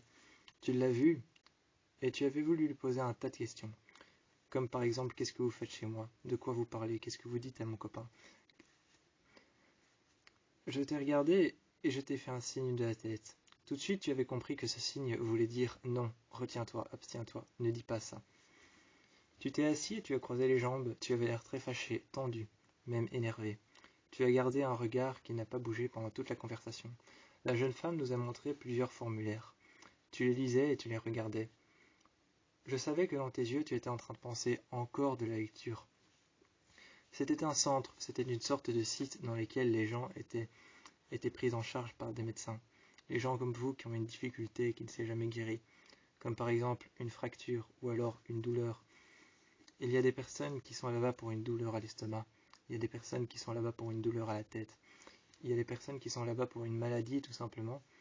Il y a des gens qui sont là pour des symptômes ou alors des choses qui n'ont jamais guéri. Il y a des personnes qui sont là pour, comme vous, un bras qui s'est cassé et qui n'a pas guéri franchement. Et elle nous a montré des images. Elle nous a montré des images sur son GSM. Et sur les formulaires, on avait déjà une belle image du centre, une belle image du site. C'était tous des containers qui avaient été aménagés, mis l'un sur l'autre. Ils étaient sur pilotis et étaient aménagés. Tous des containers, des rouges, des bleus. Des rouges, des bleus, des bruns, des noirs, des foncés, des qui avaient été repeints. Elle nous avait expliqué comment ça fonctionnait là-bas. Les médecins arrivaient parfois le matin, parfois l'après-midi, prenaient la tension, ils prenaient le cœur, ils prenaient les poumons, ils prenaient la tension, bref, ils nous auscultaient. Les médecins arrivaient là-bas de temps en temps la journée, mais sinon les médecins n'étaient pas là. Elle nous expliquait que les médecins n'étaient pas là et qu'on faisait en sorte le plus possible que les personnes qui étaient admises là-bas vivent une vie normale comme si elles étaient en ville, comme si elles étaient dans leur propre maison, comme si les médecins n'existaient pas. Mais ils passaient juste de temps en temps prendre la tension, prendre un peu les battements de cœur, prendre un peu la respiration des poumons. Ils venaient voir comment ça se passait, comment les personnes évoluaient. Mais sinon, on n'avait pas l'impression qu'il y avait quelqu'un. Elle nous a raconté ça et quand on a vu comment c'était, elle nous a expliqué qu'on avait on avait un endroit qui nous attendait sur le site. Sur le site, il ne restait plus qu'à nous inscrire et il y avait un endroit qui nous attendait. Elle nous a montré la dernière maison, la dernière habitation. Elle nous a montré le dernier conteneur qui était à vendre, qui était à acheter ou à louer. C'était à nous de choisir et elle nous a montré ce dernier conteneur. C'était un vieux conteneur rouge tout rouillé. Elle nous a regardé et elle a dit évidemment vous pourrez le repeindre. Quand on est arrivé, on avait acheté ce conteneur et on l'avait repeint entièrement noir. On avait mis une journée à le poncer. On avait mis une journée à enlever la couleur. On avait mis une journée à enlever la couleur, une journée à le poncer. On avait mis une journée à remettre une couche de peinture noire. On avait mis des Velux noirs pour que ça passe mieux. On avait mis des petites voiles brunes et rouges et blanches, juste devant. En dessous, il y avait une petite terrasse en bois. On en avait fait une deuxième en hauteur qu'on avait mise sur pilotis. À deux, on avait travaillé toute la journée. Clous, marteau et cloueuse. On avait tout pour travailler. On avait une cloueuse électrique, une cloueuse pour les murs. On avait même tout ce qu'il fallait. Une scie. On avait une scie électrique, une ponceuse, une visseuse, tout ce qu'il fallait. Et on s'amusait de temps en temps. De temps en temps, en travaillant, on s'amusait. La visseuse en main et la ponceuse en main. Un moment, on a joué tous les deux. Un peu plus loin du site, on a joué tous les deux. J'avais la visseuse en main et je faisais semblant d'avoir un fusil. Toi, tu avais la ponceuse en main et tu faisais semblant d'avoir un bouclier. Tu faisais aller la scie. Tu faisais aller la scie de la ponceuse. Tu avais aussi la scie électrique et tu faisais aller la scie à l'intérieur. Tu faisais semblant d'avoir une arme, je faisais semblant avec la visseuse d'avoir une arme. On se bagarrait mais en même temps on travaillait. Ça avait mis toute la journée et il y avait un soleil énorme. La chaleur avait tout de suite fait sécher la peinture. La chaleur avait tout de suite fait sécher la peinture et à la fin de la journée, notre habitation était peinte, était terminée. À la fin de la journée, le conteneur était peint, terminé et les Velux étaient installés. On avait tout rangé et on était crevés. On s'est tous les deux effondrés sur le lit à l'intérieur.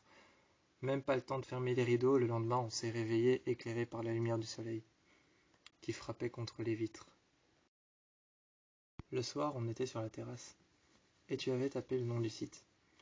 Tu avais tapé le nom du site internet et le nom du site en lui-même. Tu regardais un peu ce qu'ils avaient, ce qu'ils proposaient.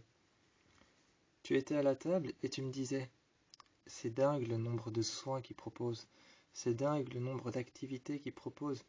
C'est dingue le nombre de personnes. J'ai regardé et je voyais plein de containers.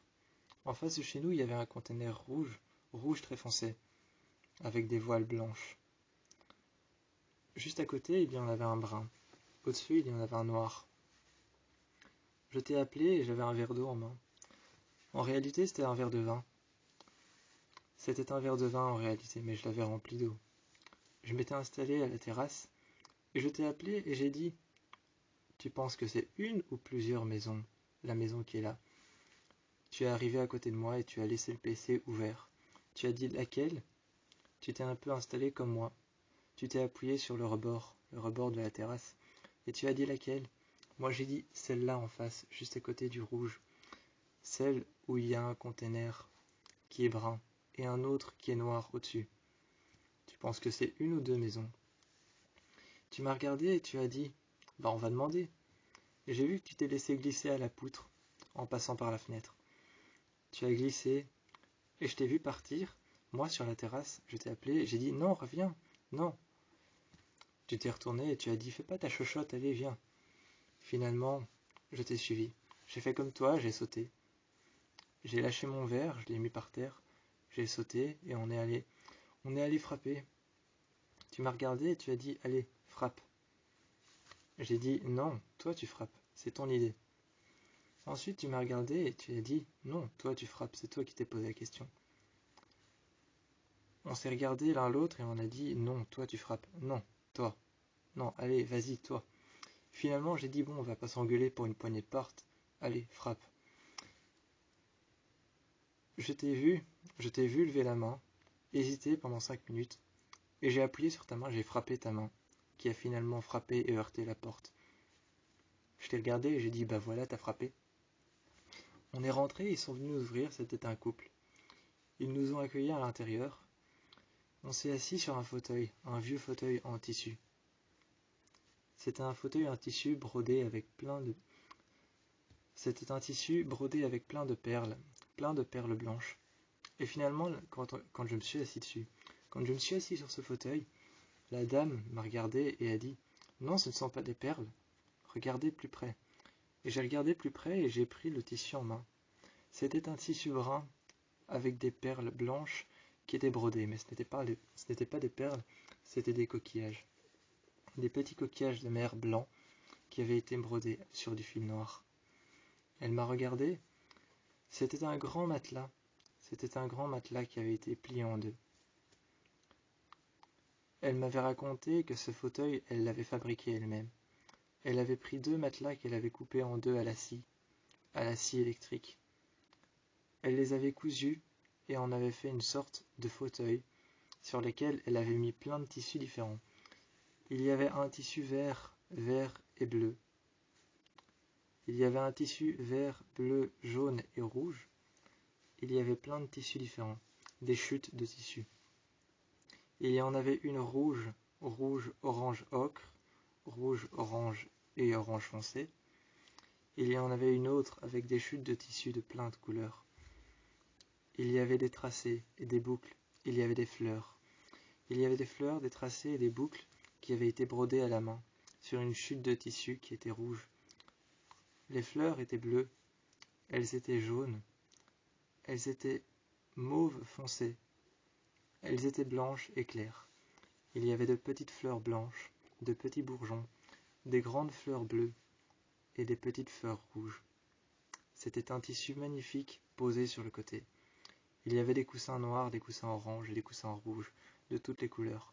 Un grand coussin jaune avec une fleur blanche. Il y avait un grand lys dans un vase. J'ai regardé les personnes et je me suis avancé. J'ai regardé les personnes. J'ai mis mes doigts les uns contre les autres. Je me suis avancé et la personne a compris que... Le couple avait compris que j'avais une question. Ils se sont tous les deux avancés. Ils m'ont regardé le dos bien droit. Le dos bien droit, les jambes par terre, les jambes l'une à côté de l'autre par terre. Ils ont mis leurs bras sur leurs jambes et ont dit: vous avez une question? J'ai dit: les animaux sont autorisés ici? Toi tu m'as regardé et tu as dit: depuis quand tu veux un chien? Quand tu m'as dit depuis quand tu veux un chien, je t'ai regardé et j'ai dit, est-ce que j'ai dit que je voulais un chien? C'est tout. Tu m'as regardé et tu as dit, mais tu poses cette question comme si tu voulais un chien, comme si tu voulais un animal. Je me suis reculé et finalement j'ai posé ma question, j'ai dit, j'ai vu un chien errant, en bas, passer cette nuit. Il appartient à quelqu'un? Le couple m'a gentiment répondu que de temps en temps il y avait des animaux errants de la forêt qui arrivaient, des chats qui ont été abandonnés au bord de l'autoroute, ou des chiens qui ont été abandonnés au bord de l'autoroute. Je leur ai répondu que j'avais vu un beau chien couleur crème, couleur caramel, traverser tout le site. Ils m'ont répondu qu'ils le connaissaient et qu'il avait été abandonné il y a longtemps au bord de l'autoroute et que depuis il vivait quelque part ici. Je me suis tourné vers toi et j'ai dit, tu vois, c'est pas pour avoir un animal. Je t'ai vu regarder le ciel et je t'ai vu rabaisser les yeux, comme si tu voulais dire, je suis soulagé. Je t'ai regardé et finalement j'ai pris mon verre et j'ai continué à parler avec eux. Le soir, tu m'avais dit, je suis pas pleinement sûr de cet endroit. Et je t'ai regardé et je t'ai dit, moi j'en suis pleinement sûr. Alors est-ce que tu pourrais faire un effort, juste pour moi? Tu m'as regardé et tu as dit, mais non, ce que je veux dire par je suis pas pleinement sûr de cet endroit, je sais pas, j'ai pas l'impression d'avoir une vraie vie ici. J'ai voulu te rappeler, j'ai voulu essayer de te le rappeler, que les médecins ne passaient que quelques fois. Tu m'as alors dit que c'est exactement ça qui te dérangeait, qu'ils ne passaient que quelques fois, que tu n'avais pas l'impression d'avoir une vraie vie avec moi. On a commencé à discuter la nuit. La nuit, on a discuté et j'ai dit, qu'est-ce qui t'emmerde? Qu'est-ce qui te fait chier ici? Est-ce que tu t'emmerdes avec moi? Je t'ai vu te rattraper et dire non, non, non, non, non, c'est pas ça. Alors je t'ai regardé et j'ai dit alors, qu'est-ce qui t'emmerde? Tu m'as dit, je ne sais pas, c'est peut-être l'endroit, c'est peut-être la maison, c'est peut-être le fait d'être avec d'autres gens. J'ai pas l'impression, c'est pas comme ça que j'imaginais les choses. Je t'ai regardé et j'ai dit alors tu les imaginais comment? Tu m'as créé tout un schéma, tu m'as créé toute une histoire. Et j'ai dit, ok, alors, alors on en discute. On en a discuté longtemps et tu m'avais raconté que tu imaginais plutôt les choses dans une grande maison, avec une grande piscine. Quand tu m'as dit une grande maison, j'étais tout à fait ok.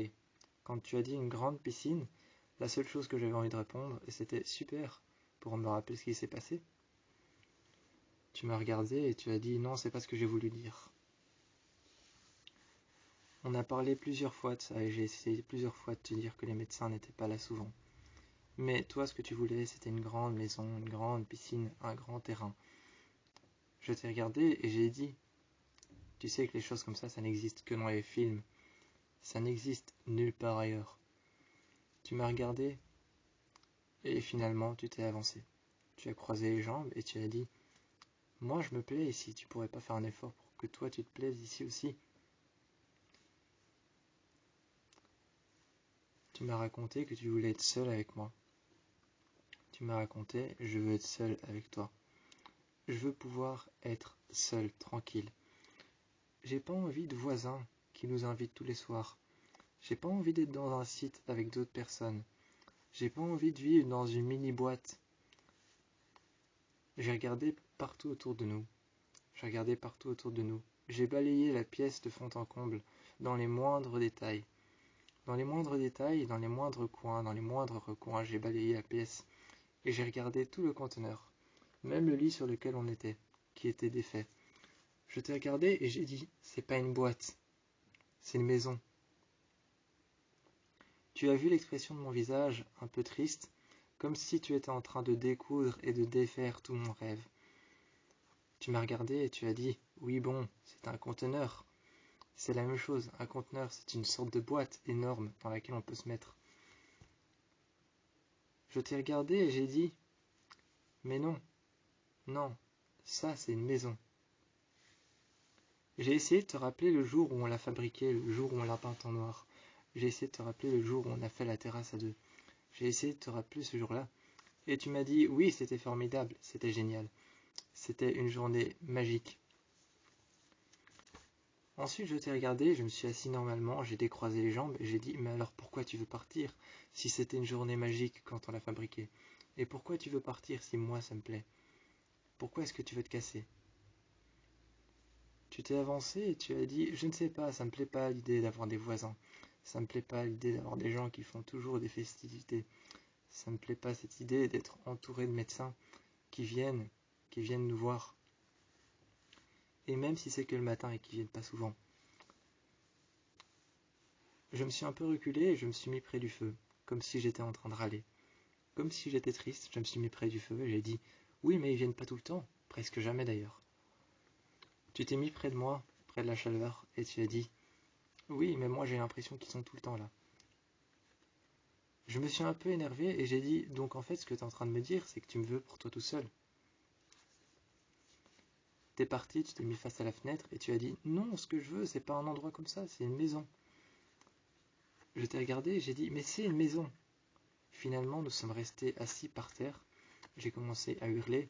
Donc en fait, ce que tu veux, c'est m'avoir pour toi tout seul comme un gros égoïste. Tu as hurlé, tu as crié. J'ai vu que tu t'es accroché au coin de la table.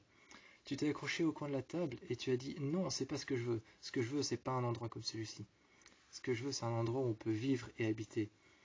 J'ai regardé partout une nouvelle fois et j'ai dit mais on vit et on habite.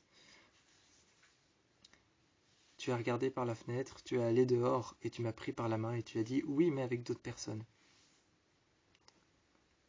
J'ai hurlé par la fenêtre et j'ai dit tu te rends compte que c'est super égoïste ce que tu dis. Tu m'as regardé et tu as dit non, non, c'est pas égoïste. C'est simplement une question de principe. Je me suis appuyé sur la table et j'ai dit quel genre de principe.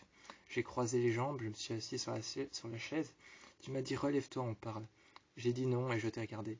J'ai regardé la lune, j'ai regardé le ciel. J'ai balayé tout le site des yeux et tu m'as dit qu'est-ce que tu fais là? J'ai dit que je ne faisais rien. Rien de particulier, je regardais. Je me suis retourné un minimum pour te regarder et j'ai dit mais continue à parler, je te répondrai par oui ou par non. Tu as crié, tu as parlé, tu as hurlé pendant des heures et des heures. Je m'étais mis dos à toi pour ne pas t'entendre ni te voir, et je répondais par oui ou par non. Finalement, le soir, tu t'es calmé et tu t'es endormi. Je ne sais pas si tu t'étais endormi simplement pour arrêter la discussion, ou si tu t'étais endormi de fatigue. Je me suis mis à côté de toi et j'ai supposé que tu t'étais endormi de fatigue. Un matin, tu t'es levé et tu as dit « Le chien que t'as vu, il s'appelle comment ?» Je t'ai regardé et j'ai dit « Il n'a pas de nom. » Les gens l'ont vu, c'est tout. Les gens l'ont remarqué, les gens l'ont vu.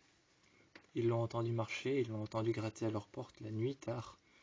Mais il n'a pas de nom. Et tu t'es mis un peu plus près de moi et tu as dit « Alors il est comment? Il est comment ce chien ?» Je t'ai regardé et j'ai dit « Bon, il a l'air d'être plutôt grand, mais je l'ai vu d'en haut. Je l'ai vu d'en haut, il a l'air d'être plutôt grand, je ne sais pas quelle race c'est. Tout ce que je sais, c'est qu'il est de couleur caramel et de couleur crème. Je t'ai vu sortir un gros paquet de croquettes. Tu l'as posé devant moi. T'as posé ce gros paquet de croquettes devant moi. T'as sorti un couteau de cuisine, un couteau de boucher, et tu l'as troué. Tu l'as troué d'un coup sec. T'as été chercher un bol, une petite assiette, et t'en as vidé quelques-unes en frappant contre le paquet. Tu me l'as mise en main et je t'ai regardé et j'ai dit « Tu veux que je fasse quoi avec ça ?» Tu as ouvert la porte, on est descendu. J'ai descendu les escaliers avec l'assiette en main. Et je t'ai demandé « Mais tu fais quoi ?» Finalement, tu m'as fait un geste pour me dire « Suis-moi ». J'étais au milieu des escaliers. Je me suis assis sur le bord de la dernière marche. Tu as ouvert la porte et tu as dit « Viens, on va le chercher ». Tu as levé les yeux, tu as regardé dehors et tu as dit « Viens, on va le chercher ». Finalement, dehors, on a commencé à siffler.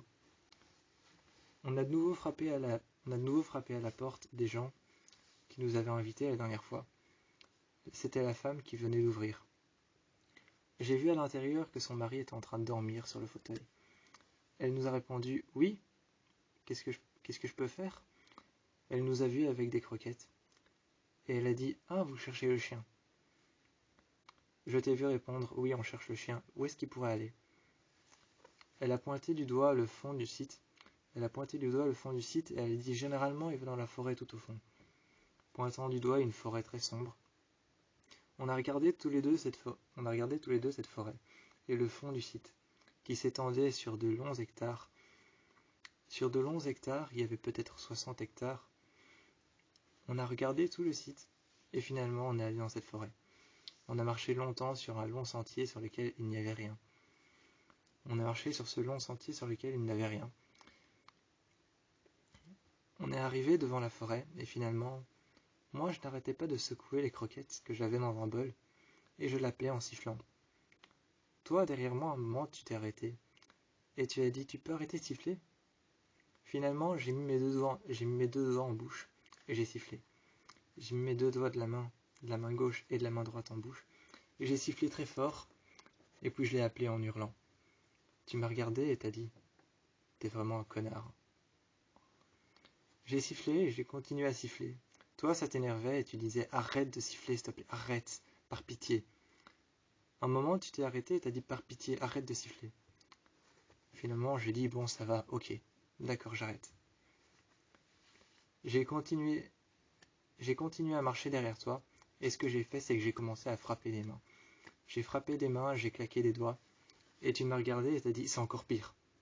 Arrête. Alors on l'a simplement appelé. Pour finir, j'ai vu qu'il était en train de marcher tout au fond, et je voyais une lumière blanche arriver.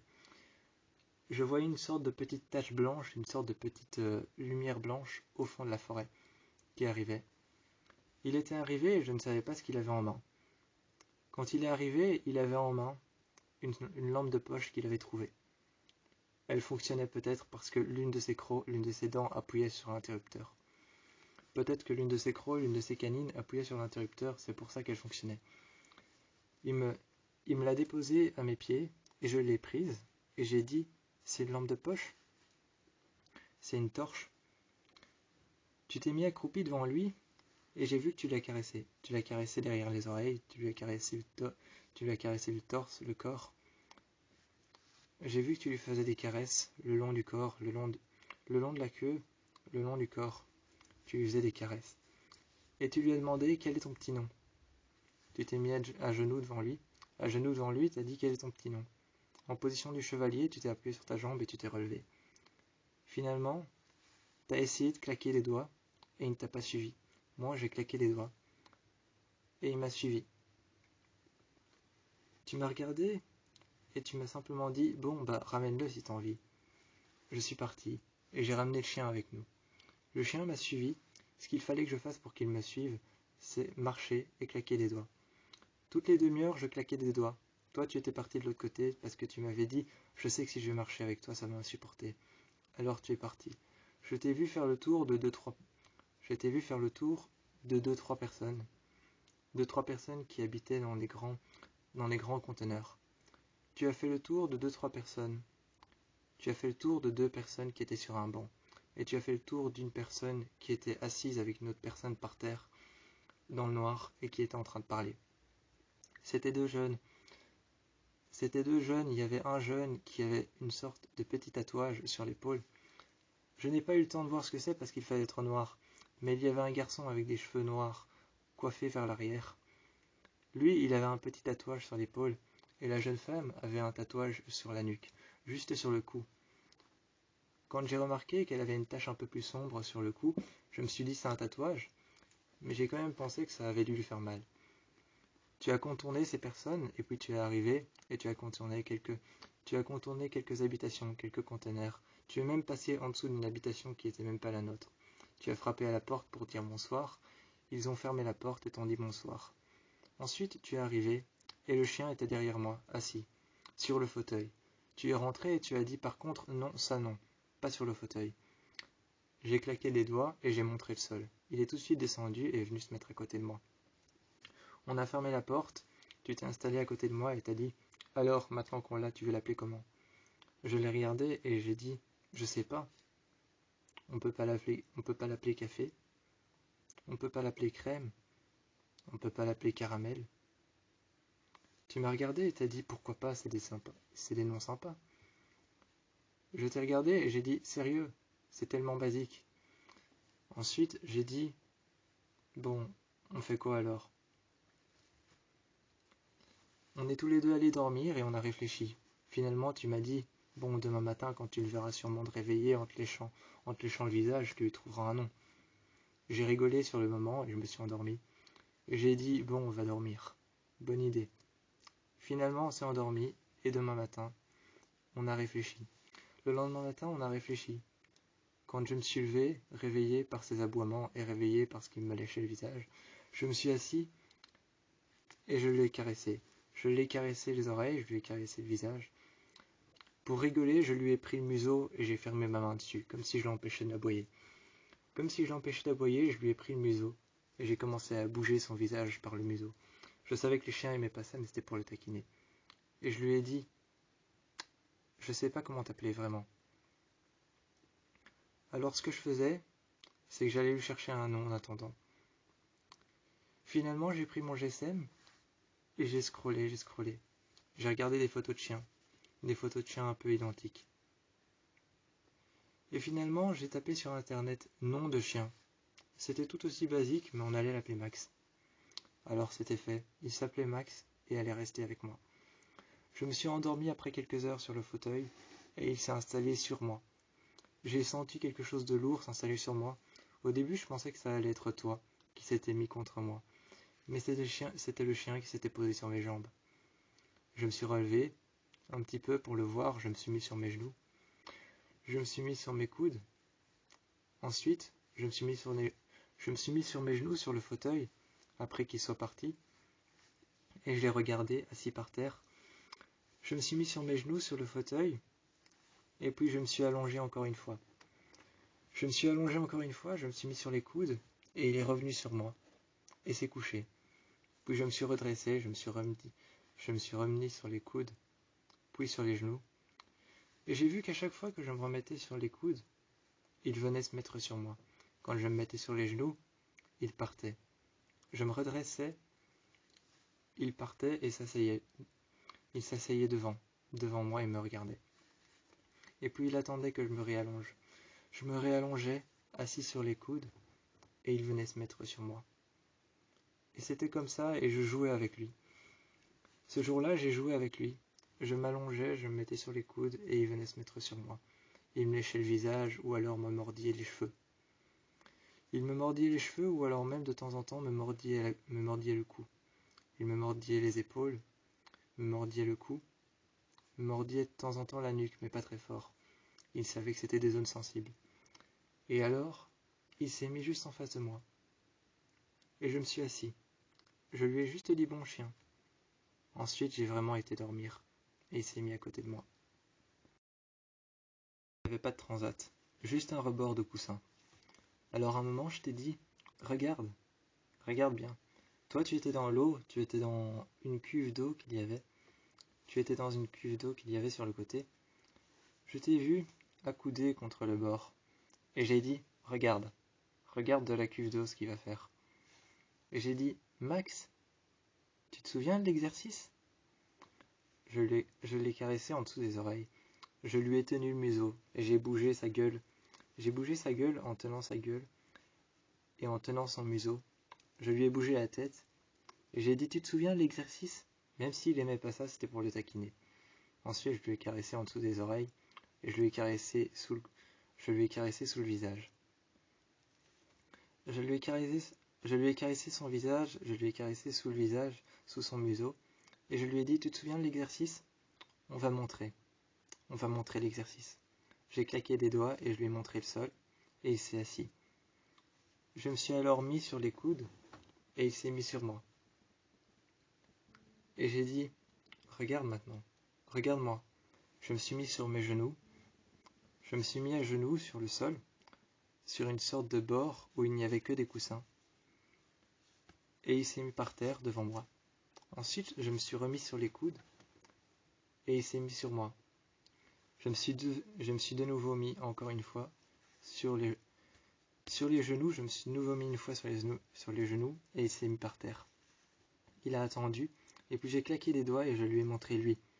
Je lui ai montré lui en montrant son museau, et il a attendu, et il s'est mis par terre. Il s'est mis couché et a attendu. Ensuite, j'ai dit Max, debout, en claquant les doigts. Et je lui ai dit debout, en montrant le ciel. et il s'est mis debout. Je lui ai montré l'endroit sur lequel j'étais assis, et il est venu à côté de moi. Je t'ai regardé toi et j'ai dit, t'as vu ce qu'il sait faire? Tu m'as demandé, tu lui as appris ou comment t'as fait? Je lui ai dit, je sais pas, j'étais en train de dormir et il était sur moi, je pensais que c'était toi. Et j'ai levé les yeux et c'était lui. Je t'ai expliqué, en rentrant dans l'eau, je pensais que c'était toi, mais c'était pas toi, c'était lui, il était sur moi. Alors finalement, je me suis redressé, je me suis mis sur mes genoux et il s'est mis par terre. Puis j'ai continué à dormir et je me suis allongé sur le fauteuil. Sans vraiment dormir, j'ai voulu m'allonger pour pouvoir mettre mes mains derrière ma nuque et pour pouvoir simplement mettre les mains derrière mon cou et regarder le plafond et pas fermer les yeux mais rester allongé. Et il s'est remis sur moi. Alors j'ai testé, je me suis remis à genoux et là, il s'est mis sur le sol. Je suis venu dans l'eau et j'ai dit et c'est comme ça que c'est venu tout simplement. Je me suis mis sur le bord comme toi. Sur le rebord, je me suis mis comme toi, accoudé au rebord de la cuve, et j'ai dit Max, fais très attention, sois attentif. Il m'a regardé et est resté assis. J'ai dit Max, sois attentif. Je me suis tourné vers toi et j'ai dit toi, tu fais attention s'il est attentif. Je me suis mis la tête sous l'eau, même si je savais qu'on ne pouvait pas parce que c'était de l'eau chaude. Je me suis mis la tête sous l'eau et j'ai dit Max. Et puis, je me suis relevé et j'ai dit il a fait quoi? Tu m'as regardé, il a dit et tu as dit il a rien fait. Il a attendu. Ensuite, j'ai réessayé, j'ai fait Max, sois attentif en claquant des doigts. Quand je me suis mis sous l'eau, j'ai simplement fait dépasser une main que j'ai mis sur le bord. J'ai cherché le bord avec ma main et j'ai senti qu'il avait mis sa patte sur la mienne et qu'il s'était agrippé au bord. Je me suis levé, je suis sorti de l'eau et j'ai dit il a fait quoi? Tu m'as regardé et tu as dit il s'est d'abord mis debout, il a cherché, il a reniflé la cuve, il a tourné en rond, puis il a posé sa patte sur la tienne et il s'est agrippé à la cuve. Je me suis levé et j'ai dit c'est dingue, hein? Je sais pas à qui il appartenait. Tu t'es tourné vers moi et t'as dit c'était peut-être à un maître chien qu'il appartenait, s'il sait faire tout ça. J'ai regardé Max et j'ai dit viens, et je me suis mis par terre. Je me suis mis par terre, il n'y avait pas de transat. J'ai dit Max, viens, et je lui ai dit coince-moi, plaque-moi au sol, et il s'est mis sur moi. Toute la soirée, on a testé des choses avec lui. Toute la soirée, on a testé plein d'exercices. Je me suis mis sur le sol et j'ai dit plaque-moi, coince-moi. Je peux pas me relever, Max. Et il s'est mis contre moi, couché sur moi, sur mon ventre. Et je ne pouvais pas me relever. Finalement, je t'ai tendu mon bras et j'ai dit tu m'aides. Tu m'as aidé à me relever. Je me suis mis en position du cavalier et je me suis relevé, en appuyant sur ma jambe. En appuyant sur ma jambe, je ne sais pas si Max le savait, mais en position du cavalier, il a un peu appuyé sur mes jambes. Il m'a aidé à me relever avec son museau, il m'a aidé à me relever. Il a un peu poussé sur mes fesses pour aider à me relever, et je l'ai regardé, et même ça il le faisait. Il avait compris que j'avais eu mal, et que j'avais dur à le faire, et il a un peu poussé sur mes fesses, sur l'arrière de mon jeans, pour m'aider. Je me suis relevé, et j'ai vu que Max avait aidé.